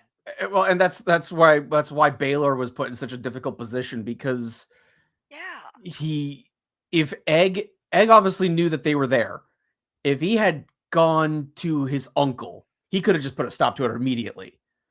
But Yeah. because he went to Duncan, a commoner, Yes. by law, he can't touch him. Yes. And he went to the person he could trust. He could trust Duncan. But you're right. It's like, what do you do? As hand of the king the one in It's charge? like it's like he touched a prince. By law, I have to do this. But I know he did the right thing. Did they have to do trial by combat? It was Or either that or lose his hand. Oh, Yeah, so no, he did Yeah, that. so he I picked got that over it. You saw him like trying to like coax him into it. Like, how good are you at combat, Duncan? Because So it's really your only option. It was Because the you have the prince's right. You choice. have the it was the The punishment seven. for touching the prince was to lose the offending limb. So that would be his hand and his foot.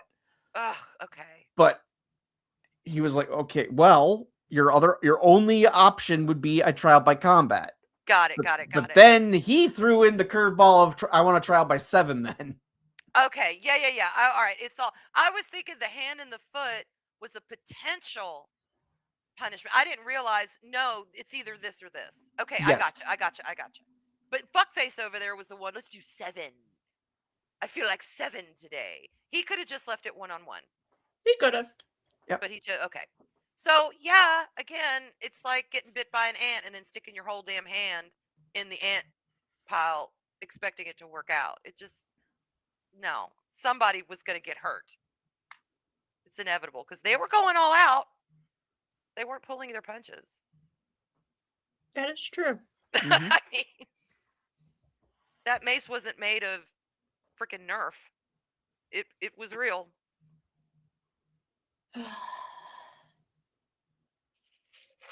He needed a better helmet.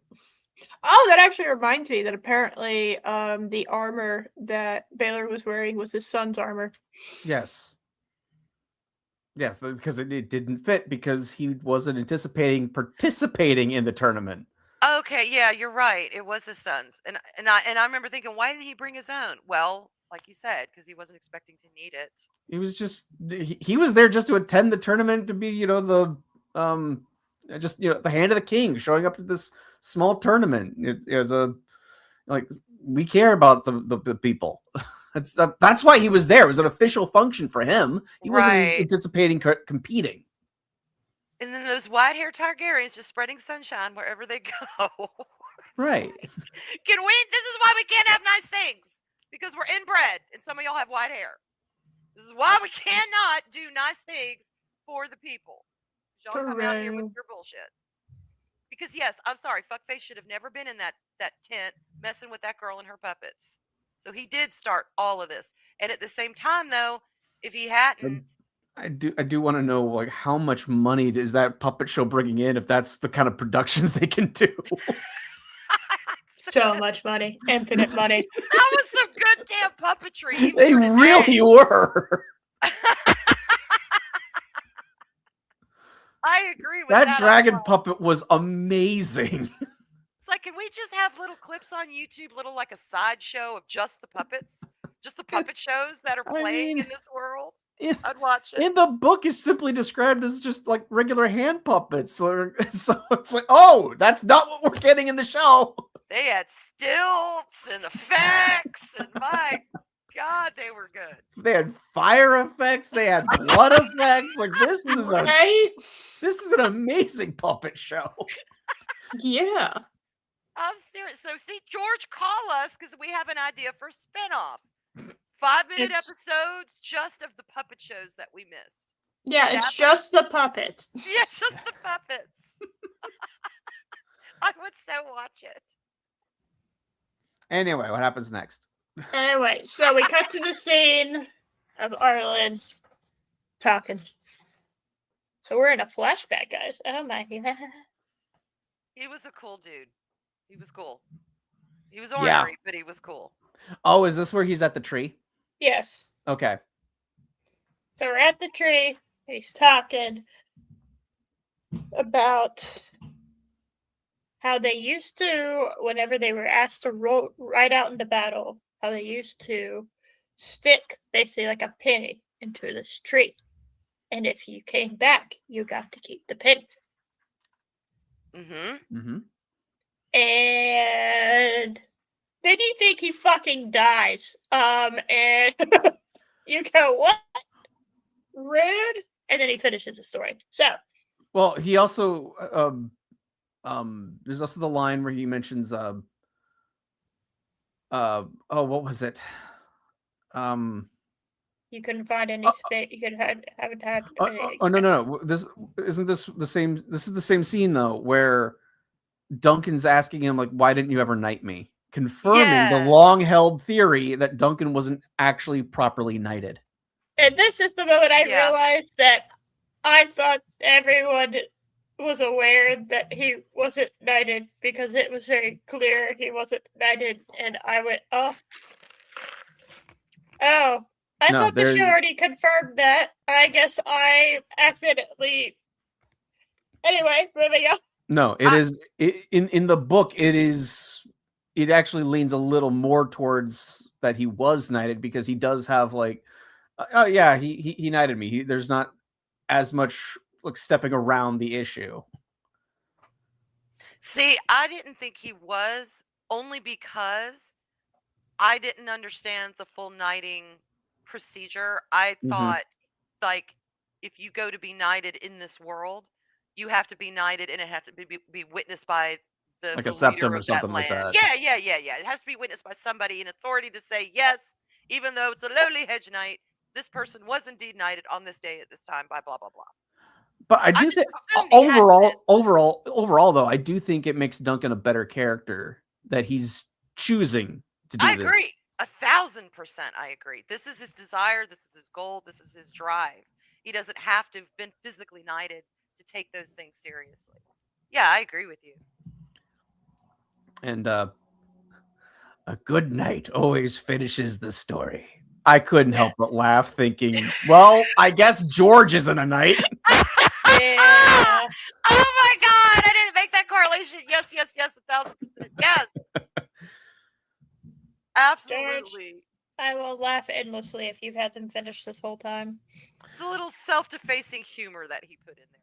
Maybe. I don't know. Well, that scene is not in the book. Oh, shady. This yeah. showrunner, shady, and I love it. Best kind of shade. Do you think that conversation with Arlen ever actually happened, or was that like just in Duncan's mind, him asking him that just flat out? I think it actually. Oh, you mean the question or the whole conversation? Yeah, where he like asks him like, "How come you never knighted me?" Like, do you think that is something that he actually ever asked Arlen, or was that something he is asking his spirit, basically? God, I don't know. Because I'm looking at it as he was talking to his ghost, basically, in that scene. That would track with his character. Yeah.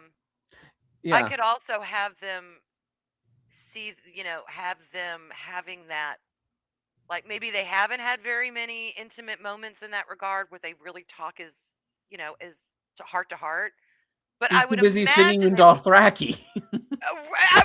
Right. But I would imagine there would have had to have been sometimes something like that for him to have such a bond with this man. Because he really did. He traveled after him out of his own free will.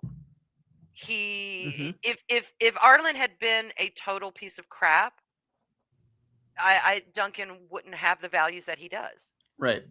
I mean, we even see like when they met because he saved his life. Yeah. All he saw was just a boy in trouble, and even though he's drunk, he still like stumbles out of there and takes care of business. My We God, see, that scene. Oh, yes. we also see in those flashbacks, we do see moments where several of the peasants, they're giving him like a reward for something that he did for him, and he's like giving the money back. Yeah, exactly. So we see that there was a bond there. Yeah. So on one hand, I could see him asking him at the very, knowing he's gonna die, knowing he's old, and I could see them having that intimate moment. But at the same time, I could also see him not asking him that and asking his ghost, because would that have been rude in Duncan's mind? Would that have seemed ungrateful or rude to ask That's him? what I'm thinking, because and it's also our no one thinks of their life as a story. Right. Right. Exactly. So That is true. it wouldn't make sense for a dying man to essentially call Duncan, like, reminding him a good night always finishes the story. It works more if it was in his mind and he's like, okay, Yeah. maybe I do need to see where this thing with Egg goes. Yeah. And it tracks because, we talk to people who passed on all the time. Sure. So that was a great scene. I appreciated them putting that in there. It was kind of like a lull from all the chaos, and you got to see more about both of them. And even if it was just his ghost, still it was, I got to see the bond between them, and I loved that. Yes. Mm-hmm. Oh yeah. Yeah, I never considered it wasn't real. I didn't consider that, so I'm kind of just now I'm reconsidering the scene. Yeah, it works both ways. It really It does. But again, going with who Duncan is, and I could see him asking his ghost. Absolutely, I could see that. Yeah. All right, I forgot to hit pause on where I was looking at, so hold on, let me go back. Well, it was the Melkor was just said no and left. And then you had yeah, he was looking. Okay. Oh, we're about to get to this scene. Okay. All right. That's a scene. So, oh, we're not quite there yet. All right. No, I was gonna say, I thought there was a scene before that. Back up. Okay. All right. Also, we now know why Sir Erlen is called Sir Erlen of Pity Tree. So, yes, there's that. All right.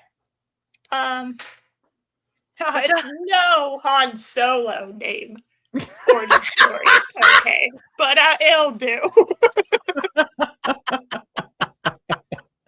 Stop it! Stop! That is your reminder. That is a real thing that is canon in the Star Wars universe. No. I refuse to see the movie after I learned that. I said, "Fuck it, I ain't gonna go there. That's so dumb." Oh, I saw that clip. That's all I needed to find into it. Not wasting my time. As someone who has seen the movie, it's awful. I was like, "What the hell? Are y'all serious?" Yeah, no. You're signing up Solo. Solo, fuck off. And you have a hand, so you are hand Solo. There we go. God. Anyway, never. So we are. You are Bob Five's son. Yes. Oh my God. They just proved they just do not give a shit, didn't they? I mean, they just do not care. Scraping the bottom of the barrel, going outside the lines. early in Star Wars downfall too. God. Yeah, it was. We saw the signs. Oh my God. Are you saying we're some sort of Suicide Squad? Oh my God. Considering that was my like one of the kind of like first real introductions to a Suicide Squad team. That was a sad moment for me. I went, have I heard of these people before? I don't know if I've heard of these people before, but it's kind of sad. Oh my god. Anyway, Anyway, so Okay, so back to Targaryens. well, actually, we're in the Baratheon tit. Oh, okay. I think this is the Baratheon tit. I actually have no idea whose tit this is. I just assume if we're in a tit, it's the Baratheon tit, unless said otherwise. Okay. Was he talking to Fossilway? He was, but everyone's Okay. drinking, so I Okay. also don't know. It could be Baratheon, it could be the Apple people, and they're drinking cider. Oh, right. Yeah. No. It was Beesbury's tent because we have the coffin with bees. It's amazing that Oh, you made you're that right. connection because I was literally about to ask, what the fuck is up with this weird table of bees? No, that is his coffin. Okay, I didn't know whose name was what. I did. Beesbury. Who was Beesbury? Explain was- Hold on, pulling it up. which character was that? Because I did not give him that name. That name was not associated with a character I have seen on this show before in my You brain. mean on their side, like on Duncan's side? I don't know. I don't know yes, who this person is. So this is a wake. Oops, I thought this was a Baratheon party. This is a fucking wake. Oops. He was okay. literally in the coffin? Yeah, Yes. that bee thing I was thought it apparently a coffin. symbolic. I my thought God. it was, dude, I thought it was a table, and I was very confused by the table. I was like, all right, this is what happens when you don't clean up your messes, and we are outside. Okay. Yeah. Bees All right. happen. So. Oh Okay. my So, so Sir Humphrey Harding was the guy who the horse fell on. That Aaron killed. right. Killed the horse, Yep, and the yep, horse landed on his leg, and he was like, "Well, I can still ride," because he wants Yeah. revenge. Right. His brother-in-law is Beesbury. And Man? I don't remember what he looks no, like. Okay. he was the one with the yellow and black armor. Because The only bees. yellow I remember is Okay. Lytle. So I have literally no idea what you're talking about. Anyway, rip him. I guess I don't know who you were, but those were the two that died. Those two also died in the melee. Right. I did. Okay. I got it now. His side lost 3. Yeah. I just thought it was symbolic. I thought they had the guy actually buried somewhere else, but he's in there with his bees. All right. All right, cool. Ooh. I learned what this very scene was about. Very Nicolas Cagey. Very. That is very Nicolas Cagey. Anyway, so this is a wake and not a Baratheon party like I thought. So just and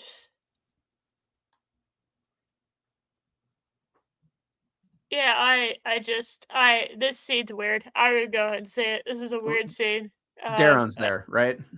I think so. Darren, it's weird, and then you get to Darren. So I'm just gonna move over until we get to Darren. All right, so Darren, he is, for anyone who is also terrible with names, and the Targaryens love the fact that I'm terrible with names, so they keep naming everyone the same name. Yes, they do.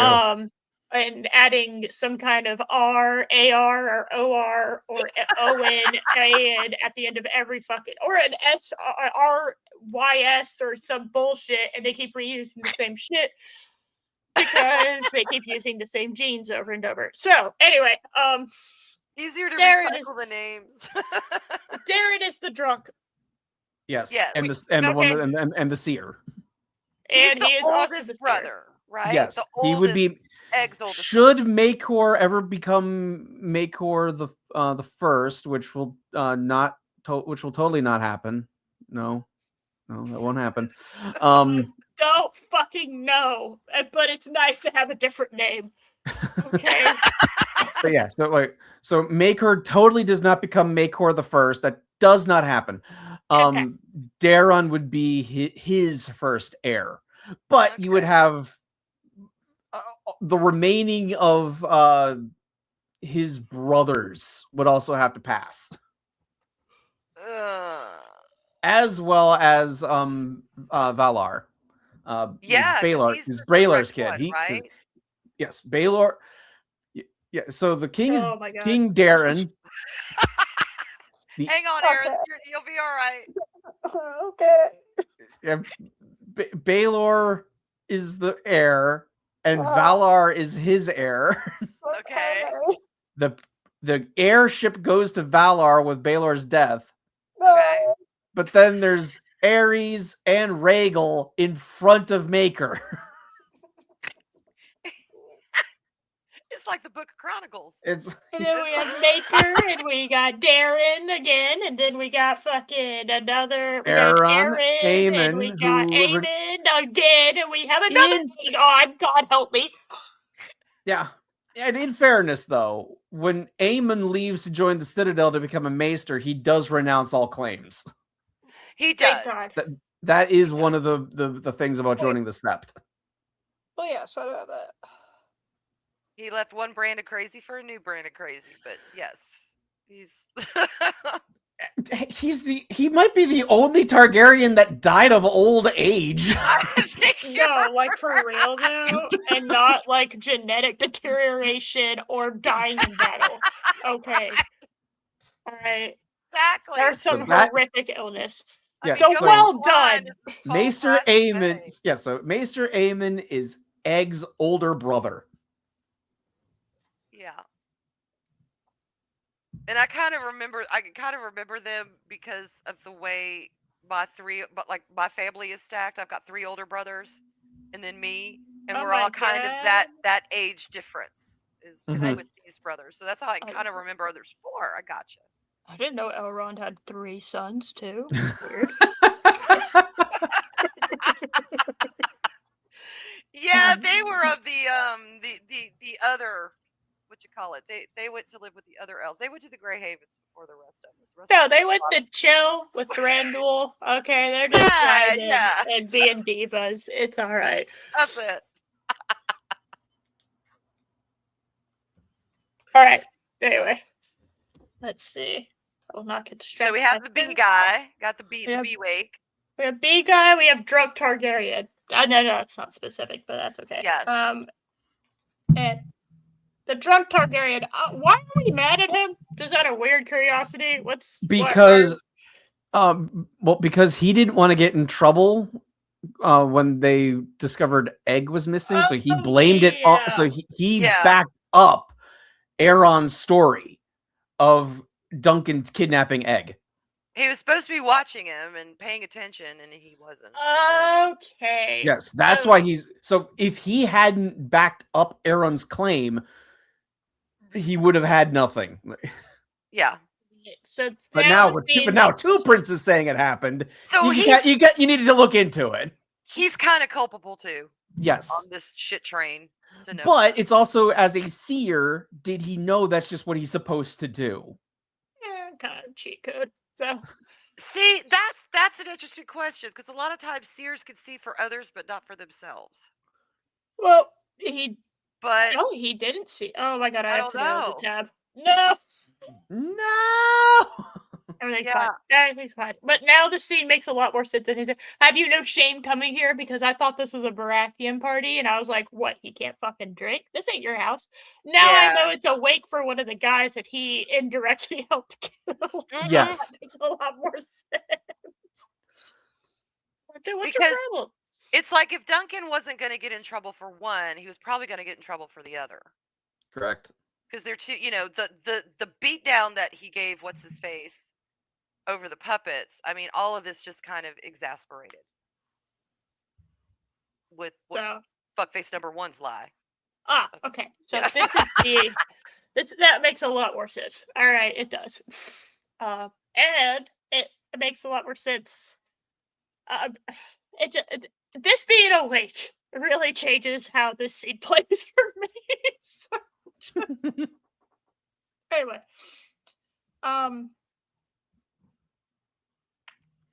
so Darren then informs Duncan, "Hey, Aaron wasn't always an asshole," which I do find hard to believe, because there is a lot happening in that personality that makes me go, You sure? You sure he Well- wasn't always a monster? Because, like, you know, Well, this is where we get into nature versus nurture discussion, though.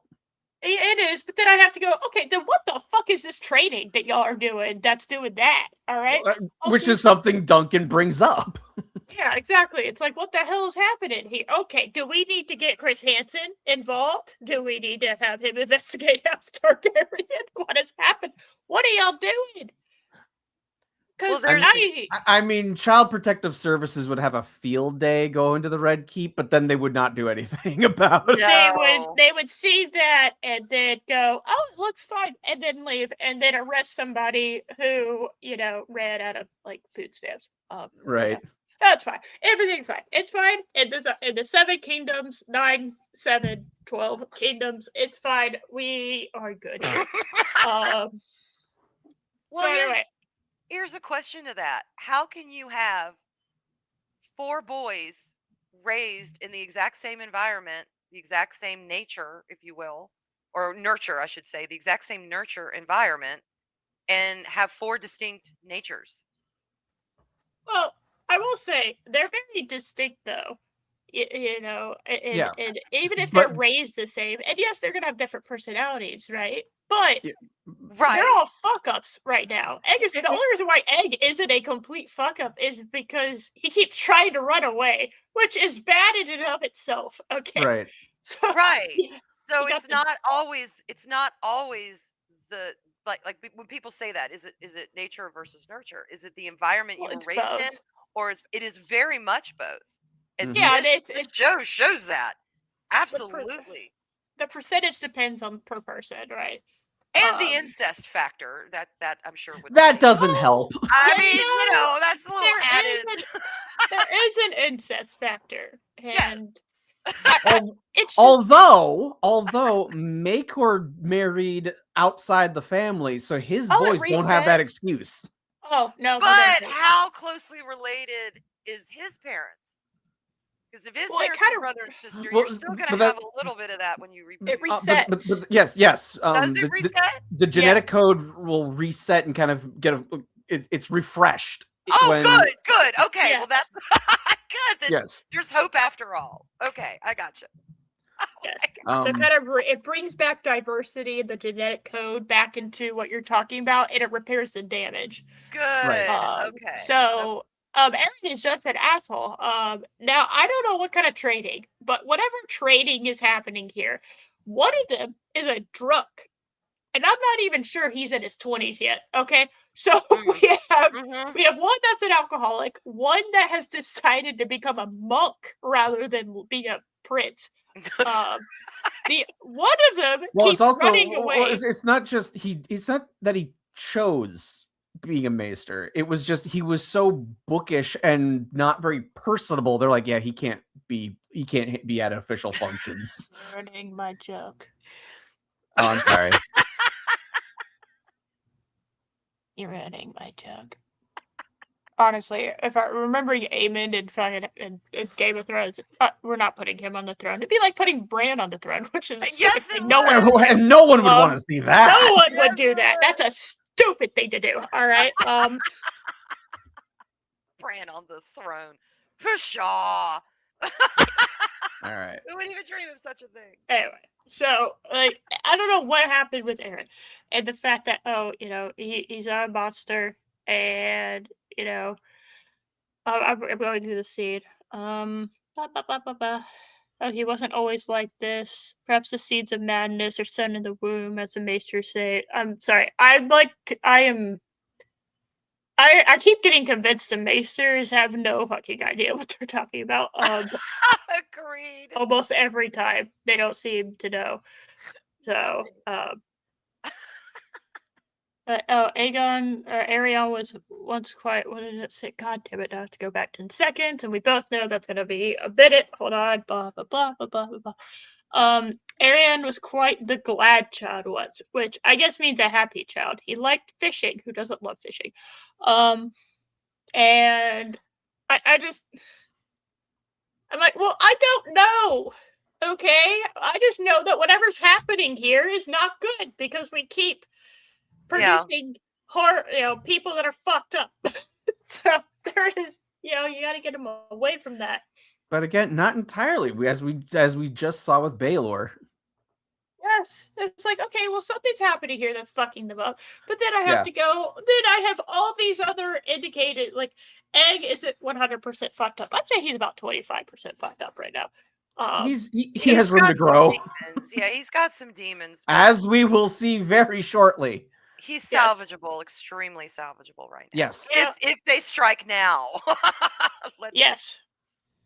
Now, anyway, so we cut to after he said, but he did like fishing. We cut to a dead fish with a fork in it, which whoever decided that's how that needed to be displayed needs to be shot and go back to culinary school.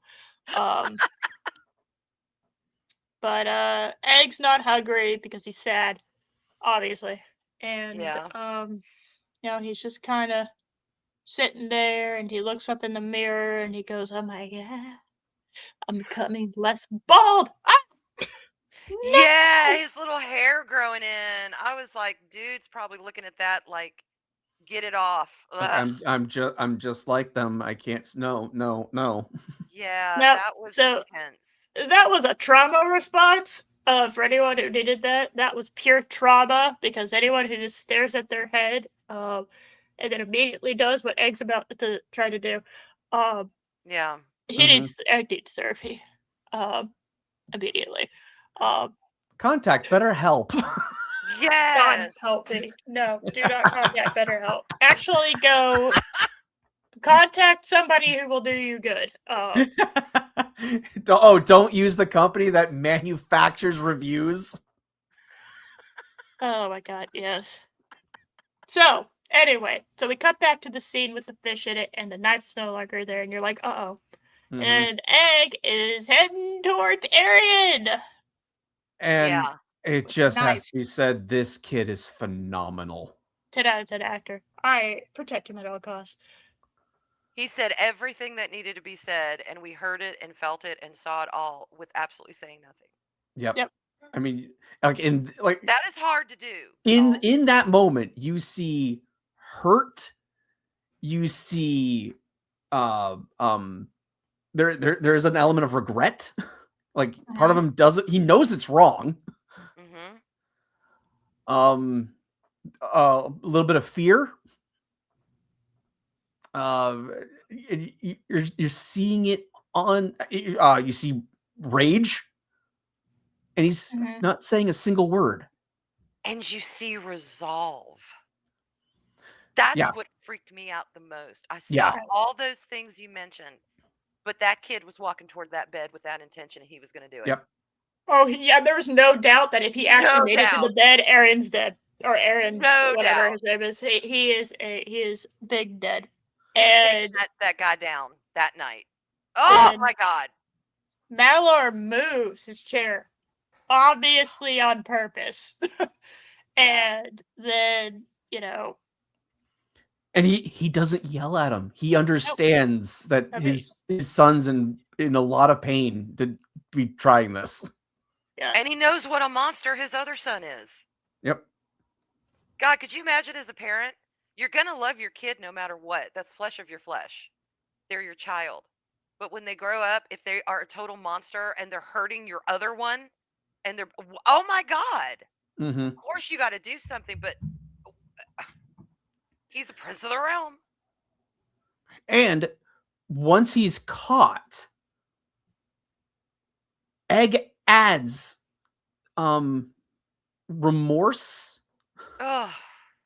as well, because he's been caught. He knows it was wrong, and it's like you could easily write something along the lines of "I'm sorry, Dad" or something like that, but you didn't need any words for what this kid was showing you. Yes. With just his face. God, and just the in a weird way, that comfort that he gets from his father at that moment. Mm-hmm. Because the dad does understand. Oh, the whole scene was just brilliantly done all the way around. 1000%. Without a single line of dialogue. He needs an Emmy for that one damn scene. So good. I miss when Gareth Bowes was good. So worth it. So yeah, fuckface is still alive. Unfortunately, he is still alive. But only because Daddy was there. Little brother was determined. How much you wanna Horrified at bet? what he was going to do, but determined. How much you wanna bet that is the reason why he's still alive for multiple reasons. Not the first time he stopped somebody killing Right. his son. And it's also why when he tells about, well, yeah, I used to put the blade between my legs, say, he could make me a sister. That's not where it stopped. That's Oh not the no, I only told thing. that to Loki too. I was just Yeah. like, Yeah. so I got a feeling That's he probably did when shit more began. than just that. Yeah, I think that's when it began, when he started doing that. And then God knows only what else. Blech. So yeah, he was gonna off his brother, and I would have Kill applauded. him with fire. Let's do it the Targaryen way. Let's set him on fire and send him on its way. Look, a 2-for-1. We kill him and we have his funeral at the same time. There we go. A 2-for-1 deal. It's efficient. Yeah.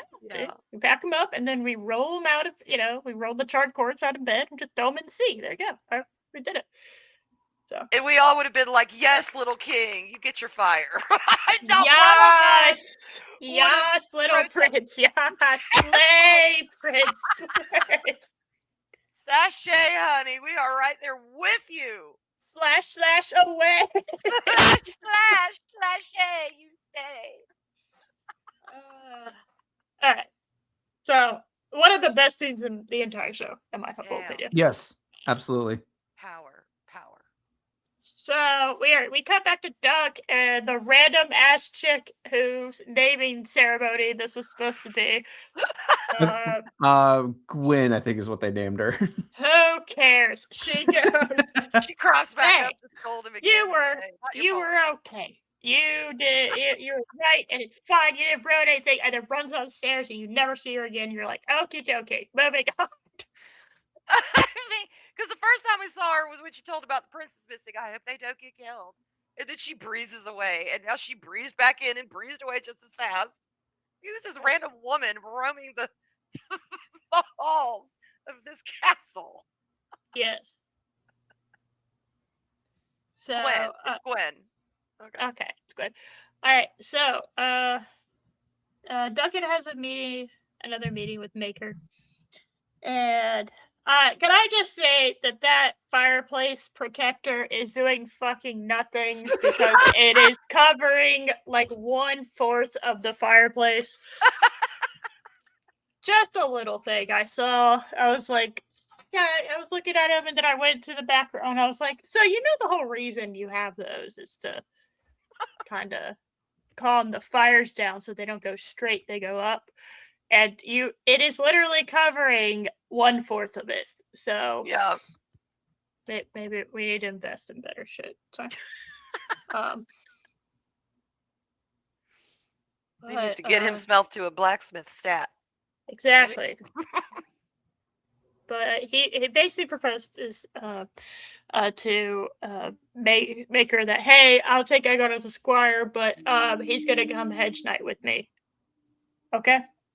Yeah. He's gonna come hedge knight with me. We're not gonna fucking stay somewhere. We're not gonna go and stay in Summerhall or whatever. I think it was called Summerhall. Yes. Yes, Summerhall. So, because I know where that is, and I've definitely heard that before and remember what it looks like. It's fine. It's not around by Game of Thrones. Okay. So I do not know what it is, and I don't know what it looks like. And it sounds nice, but that doesn't mean shit. Oh, and then Baker's like, my boy is not gonna sleep in ditches like a peasant and eat salted beef. Ew. How dare you? Which I wonder why they changed that from the book. Because didn't you say that in the book? That line is in the book. Because when he's making the argument for like he should join me, just being a regular hedge knight. Maker is like, he's a prince. He isn't going to sleep on the ground like a fucking peasant. He needs to be here. And it was and that's when he was like, yeah, and like Darren has always had like the finest wines. Aaron has always had the sweetest meats. What did that do for him? Yeah, how's that working out for your boys? I'd like to take a try. I'll try it. Okay, I'll try it out and see. I'd be willing to try that out. The royal food lifestyle. See how that goes. See how I turn out further. I Well, what makes him change his mind in the book? What makes him decide, all right, go ahead? Essentially, it was Dunk's argument where he's like, you got a point. He really does. Fair enough. So yeah, it is essentially, he is just like, okay, all right, you win. You can take him, but you will report routinely with, so that we know where you're going. And keep that damn kid's head shaved so people don't know who he is. That's what I would be saying. Say, okay, if you're going, fine, but can you keep him under the radar? Keep him safe. I believe that was Egg's decision. I believe he wanted to keep up the appearances of just being a kid. Good. Then we're all good. Like you said, keep him secret, keep him safe. Report back immediately. And it's mentioned very early on in the next story, so I don't think it's a huge spoiler, but they do give Egg a small little writ, so that if they need it, he can send a raven and the Targaryens will come. Gotcha. Yeah, Prince here. Yeah. Okay. That's. I mean, you know what? That's good insurance. Yeah. Very good insurance. Yes. It actually becomes like a thing in the next story where he's just like constantly like, I can call them, and like, no. We got this, all right? Please do not call them, because then I'm gonna have to deal with all that nonsense again. Right? Yeah. So your family is enough from afar. Leave them there. We'll go to visit during Christmas.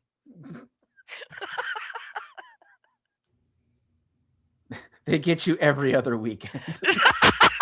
Oh my God. But I'll drop you off at the gates, okay? Minimal contact with me. Right. Have a no contact order. I don't want to. Oh my God.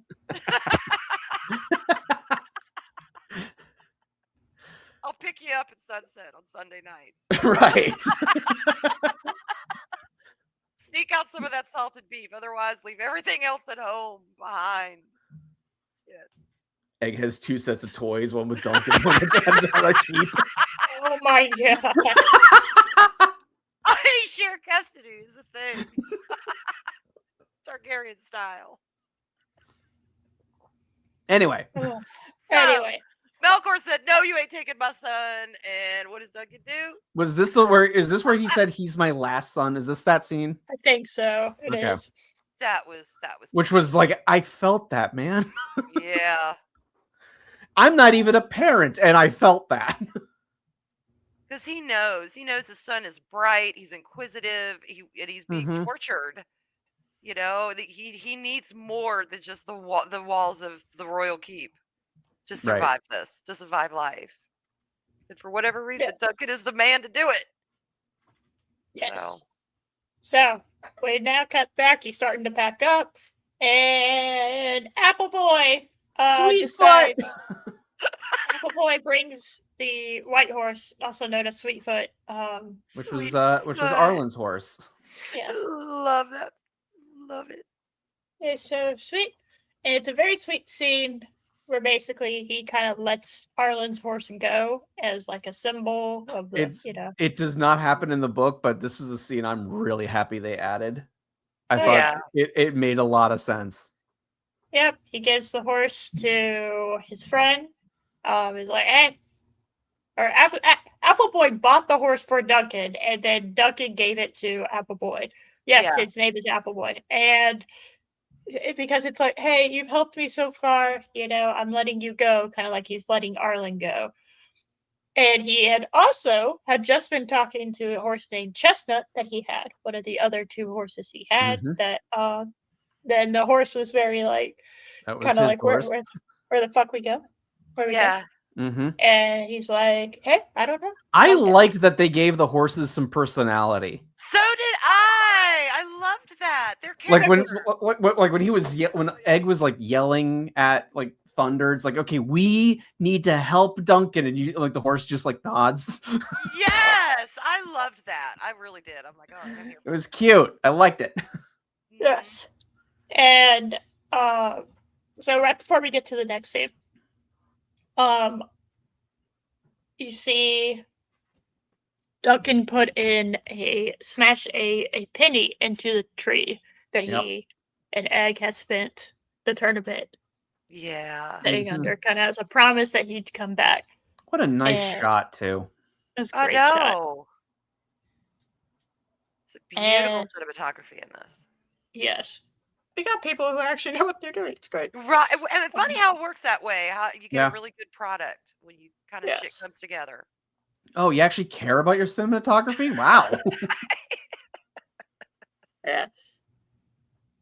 And Egg shows up. Yay. Shocking. Egg shows up. And hold on.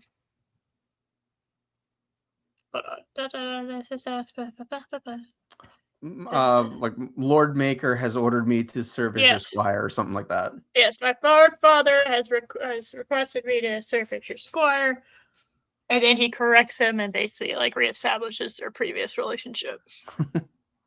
I serve you, sir. And that makes Egg very happy. Yeah. Do you think he knows that Egg ran off? No. I know. didn't know. Duncan didn't know. I didn't know. And I think it's so funny. It's not what happens in the book, so the audience didn't know. I mean, but hang on. Think about it from Malcolm. Do you think he would just tell his son, yeah, run after him? And send him off with no escort, with no talking to Duncan. That's a fair point. That's the only thing I thought of when I was like, wait, Daddy just let you run out of the castle. There you go, little boy, have fun. I don't know.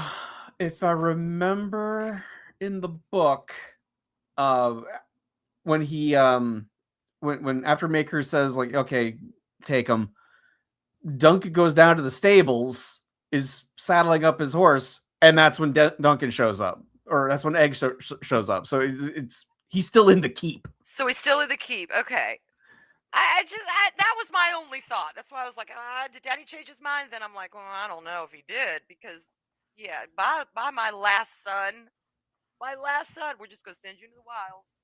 I'm not even gonna see you off. So I wonder if he ran away. And he did.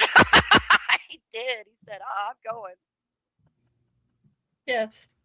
Sorry, I'm very much paying attention. I'm not distracted by food. It's fine. Everything's fine.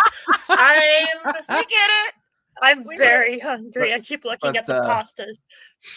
But they he's like, we will serve the 7 realms.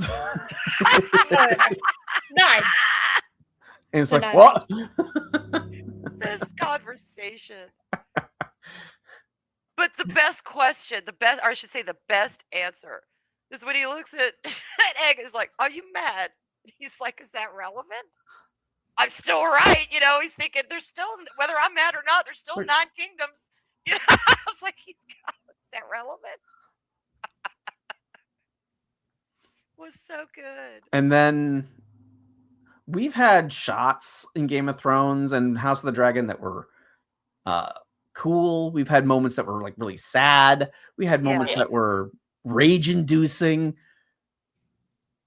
We then get a shot that was probably the most beautiful moment that this entire franchise has ever showed. When you have Dunk Egg, and Arlen walking, riding down the path, and then Arlen walks off to the side. I get Yep. chills I just was- talking about it. I was really choked up with that. That was beautiful. Like, what a beautiful shot. As like Yes. the father figure moves off, and his lessons will go on. Like, Ugh. And that beautiful. beautiful sweeping music behind it, that uplifting, things Yeah. are good right now.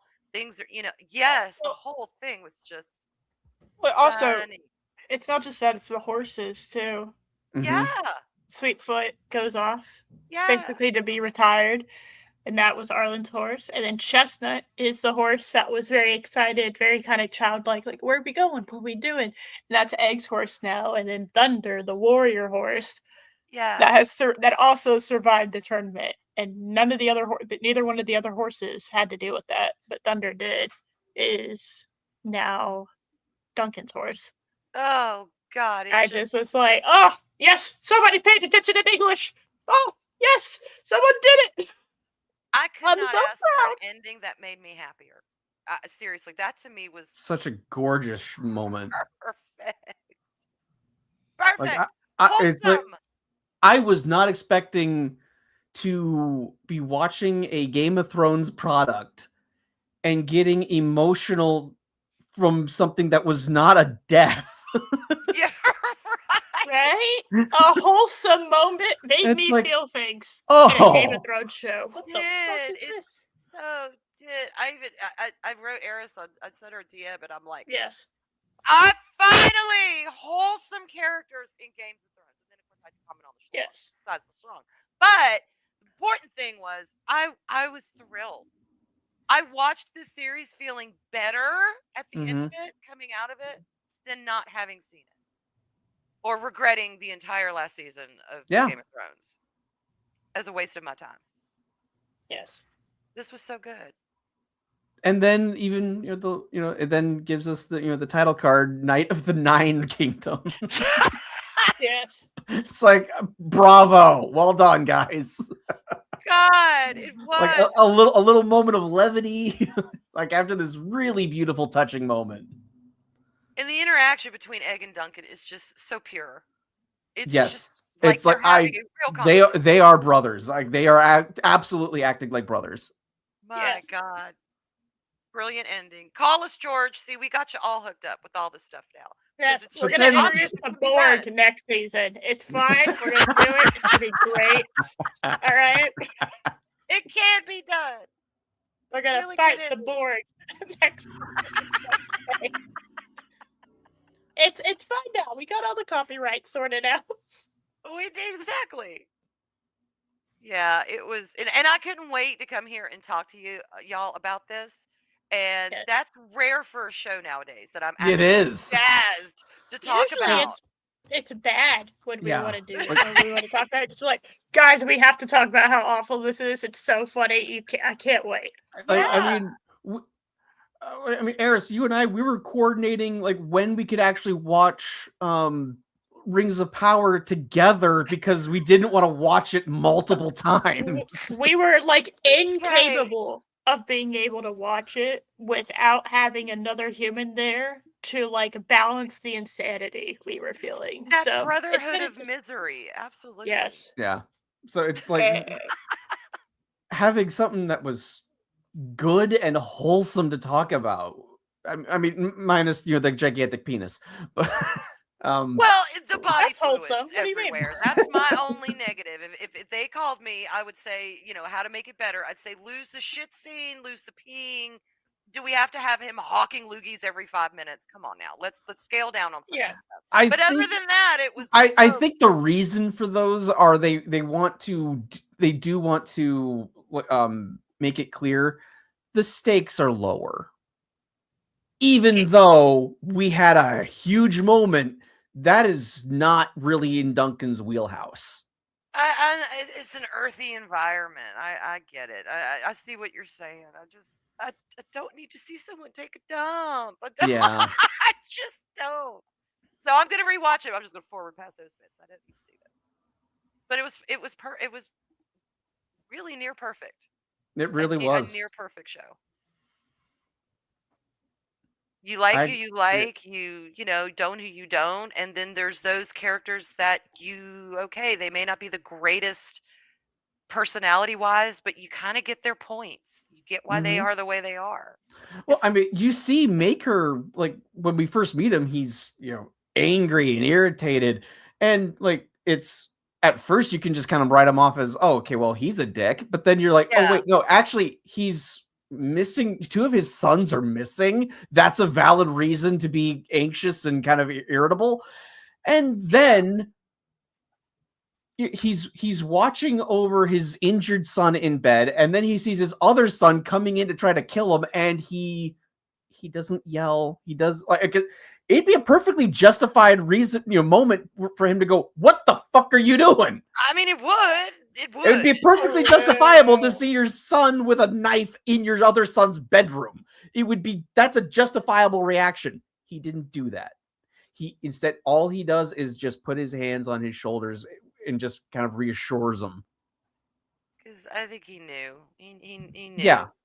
I can't blame this kid for wanting to kill his brother, you know, but you can't go around And then his fratricide. conversations and then his conversation with Dunk, where he's like, he's my last son. He's my last chance Yeah, to put something good in the world. Yes. It's like all right, exactly. it's like you're a dick, but I get you. Yeah, yeah. And I see why your sons are the way they are. I see why they're all because y'all are all in this big lump in one place, and there's a lot of complexity going on here within these different characters, and we Mhm. see it all in him.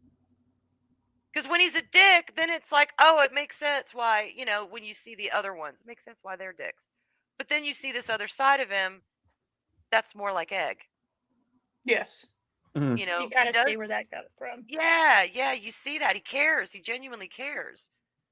And this kid is his last non screw up, you know. So great show, y'all. Great It really show. was.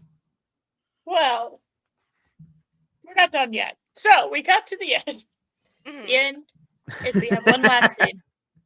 Which is something that's not in the book. Oh, so the Targaryens are heading out. They're on their way back home. Yep. Yep. And Victor is frantically looking around everywhere. Which, by the way, only so long are you doing this, Maker? Because you know exactly what happened. Don't lie. Don't, you and Yeah. I both know. Right? Right. Like, Yeah. So he's looking around. He's kind of frantic. And you're like, did you lose your hairbrush? Did you forget your medicine? Did you misplace your phone? What are you looking for? And he's like, Oh, where's I Aegon? can't find my keys. I can't find my son. Much like my keys. I just put them down somewhere and they're no longer there anymore. Right. Arwen, think of it as misplacing your forks. Yeah. And he's like, where Yeah. the fuck No is idea. he? Where is he? And you go, uh-oh. And then it cuts to a choice of music that I That was the personally would not choice. have used. That I was the would not. choice. I was upset. I was like, what? What? Huh? Excuse me. Yeah. I believe when we were watching it, Becky's reaction was, "What is this music?" Yeah, I don't Right. know why they went that route. I'm like, okay, we're taking a totally different turn here. Because the music for the most part before that worked. Mhm. Like, because I mean, the dance scene with Lionel Baratheon, having it being very gypsy-ish, Yeah. or almost kind of Russian. Uh, Yes. you know, Yeah. it's like for the type of dancing that they were doing, it worked. It's like I don't know if that kind of music would really work in Westeros, but it worked for the scene, so I was okay with it. Yeah, me too. This was a choice. It really was. What the hell? We've gone to what? I mean, I do appreciate like they didn't overdo the Game of Thrones theme. I think they only did it twice. Once for that opening joke, just to let you know, like, okay, this is don't take these characters that seriously. We'll take them that seriously. Yeah, I it love was them. just so. I mean, we're just like jolted into the 20th century here, and it's But like, then, wow. but then the only other time they played the Game of Thrones music was when Baylor rushes out onto the field, and that was like, it was so powerful because they saved it. Yeah, not holding back, showing restraint. it was good. And it was one of the best renditions of Games of Thrones that I've heard. That theme song. Yeah, it was just really clear. It was woo. I mean, even though House of the Dragon, especially season 1, was pretty good, I know I'm not the only person who, during Viserys being officially named the heir, them playing the Game of Thrones music in the back, it was like, what are you guys doing? Don't remind me of that show. Yeah. Oh no, guys, it's too early. You can't do this to me. All right. I agreed to give you another chance. That fact alone is a miracle. Okay. Yes. Because that is how bad season 8 was. All right. Yeah.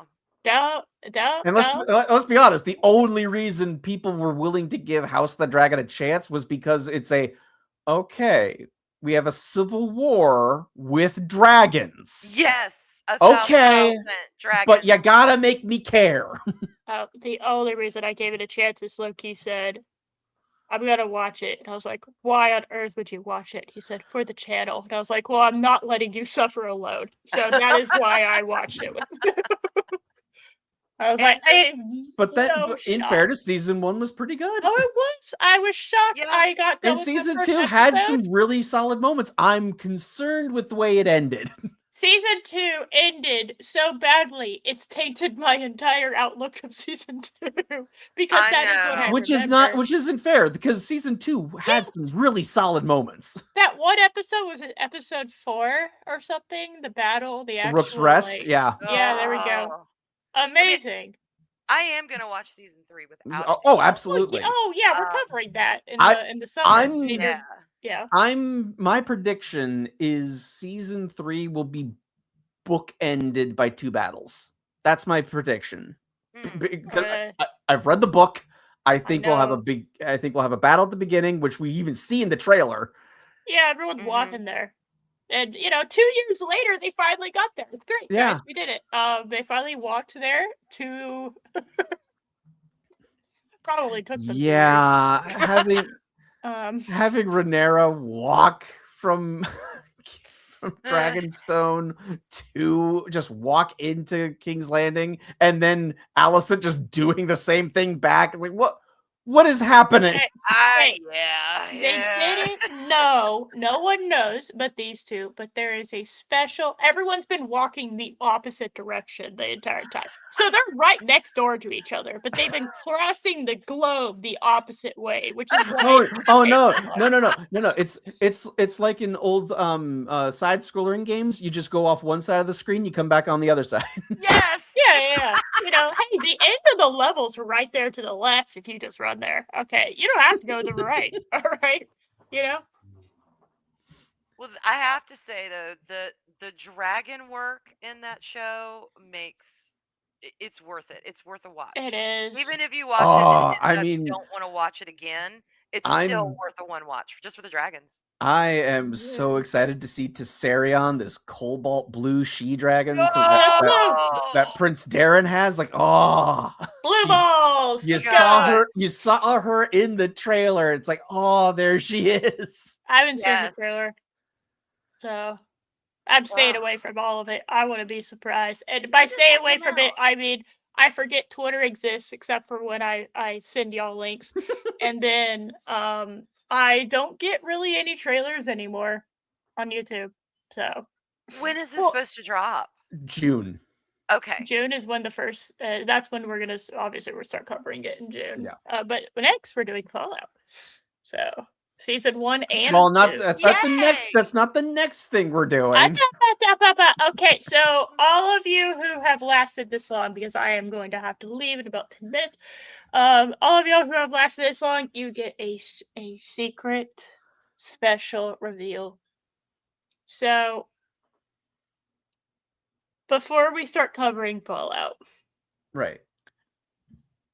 we are doing our Valentine's Day special because we are so good. The first We're week of March, professionals. we're doing Valentine's Day. All right, that's how good we are. All right, so because all three of us were not here on Valentine's Day because, well, who doesn't love chocolate covered strawberries? And they're all, I'm just saying, spending time with loved ones is chocolate covered strawberries is where it's at. Okay.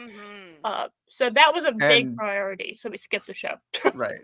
And like Becky and I actually went out to breakfast on Valentine's Day. Nice. Yeah, we went to a little cafe that also has a garden shop in it. Oh, nice. Double nice. Fancy. So fancy. Yeah. Oh, and Arwen, I don't think I sent you the picture, but their tool shed, for like their groundkeeping tools. They made it look like a Hobbit home. Oh my God! Of course. He said that to me. I forgot to respond as I usually do, and that was great. Thank you, Josh, for sending that to me. If I don't respond, there's a good chance that I forgot to respond. And I know. By the time I remember, we've been friends for a while now. I know this. It's been 4 days, and now it's awkward if I respond. So I just don't, and I mention it the next time I talk to them. So that's just, I do that with literally everybody. So we're clear. I do that with everyone in my life. What are the many perks of having ADD/ADHD? It's good that everyone does to me. Anyway, so I have 2 sets of good news. One, I have finally figured out what I'm going to eat. And 2, and I will reveal that to y'all after I get off here. But the 2 is the secret super specials. We're doing a Valentine's Day special that features, yes, our AI story characters, and we're not telling you who it is. That's a secret. But it is a Valentine's Day special featuring 2 people you know. I'm not going to say love, but you know them. Yay! And it is very special. It's gonna be fun. It's gonna be similar to our Christmas special where it's a one-off. Yeah. Mm-hmm. It is a trip. Let me tell you. I know the title, and let me tell you something. We're not changing that title. That title. I can't believe the AI actually came up with a decent title, considering it has really yet to do that. Honestly, so. It is special. It is special. We will be doing that next week. It will be glorious. It will be amazing. And yeah.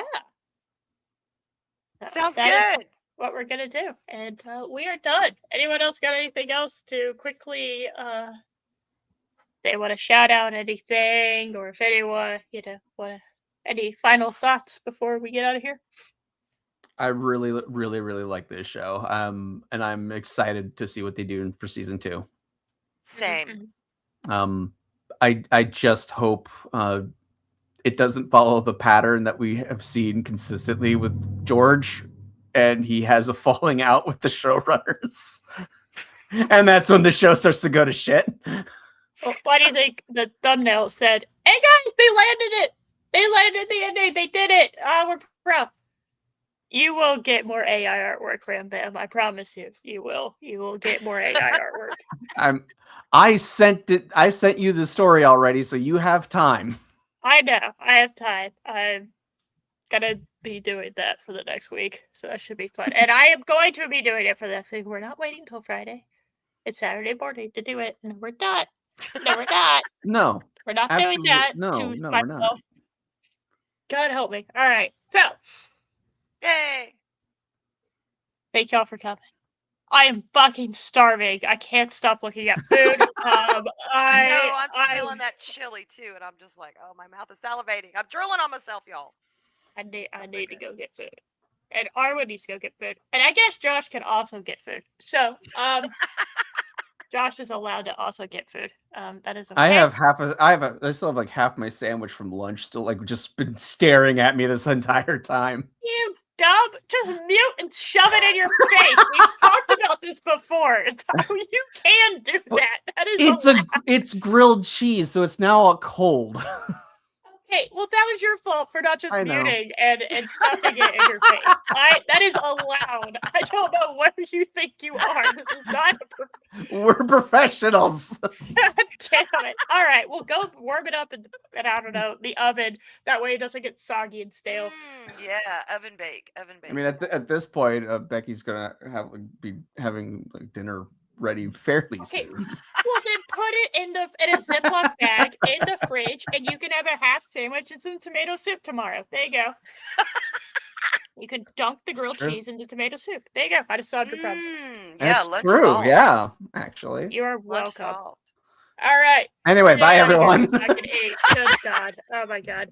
Bye. Bye.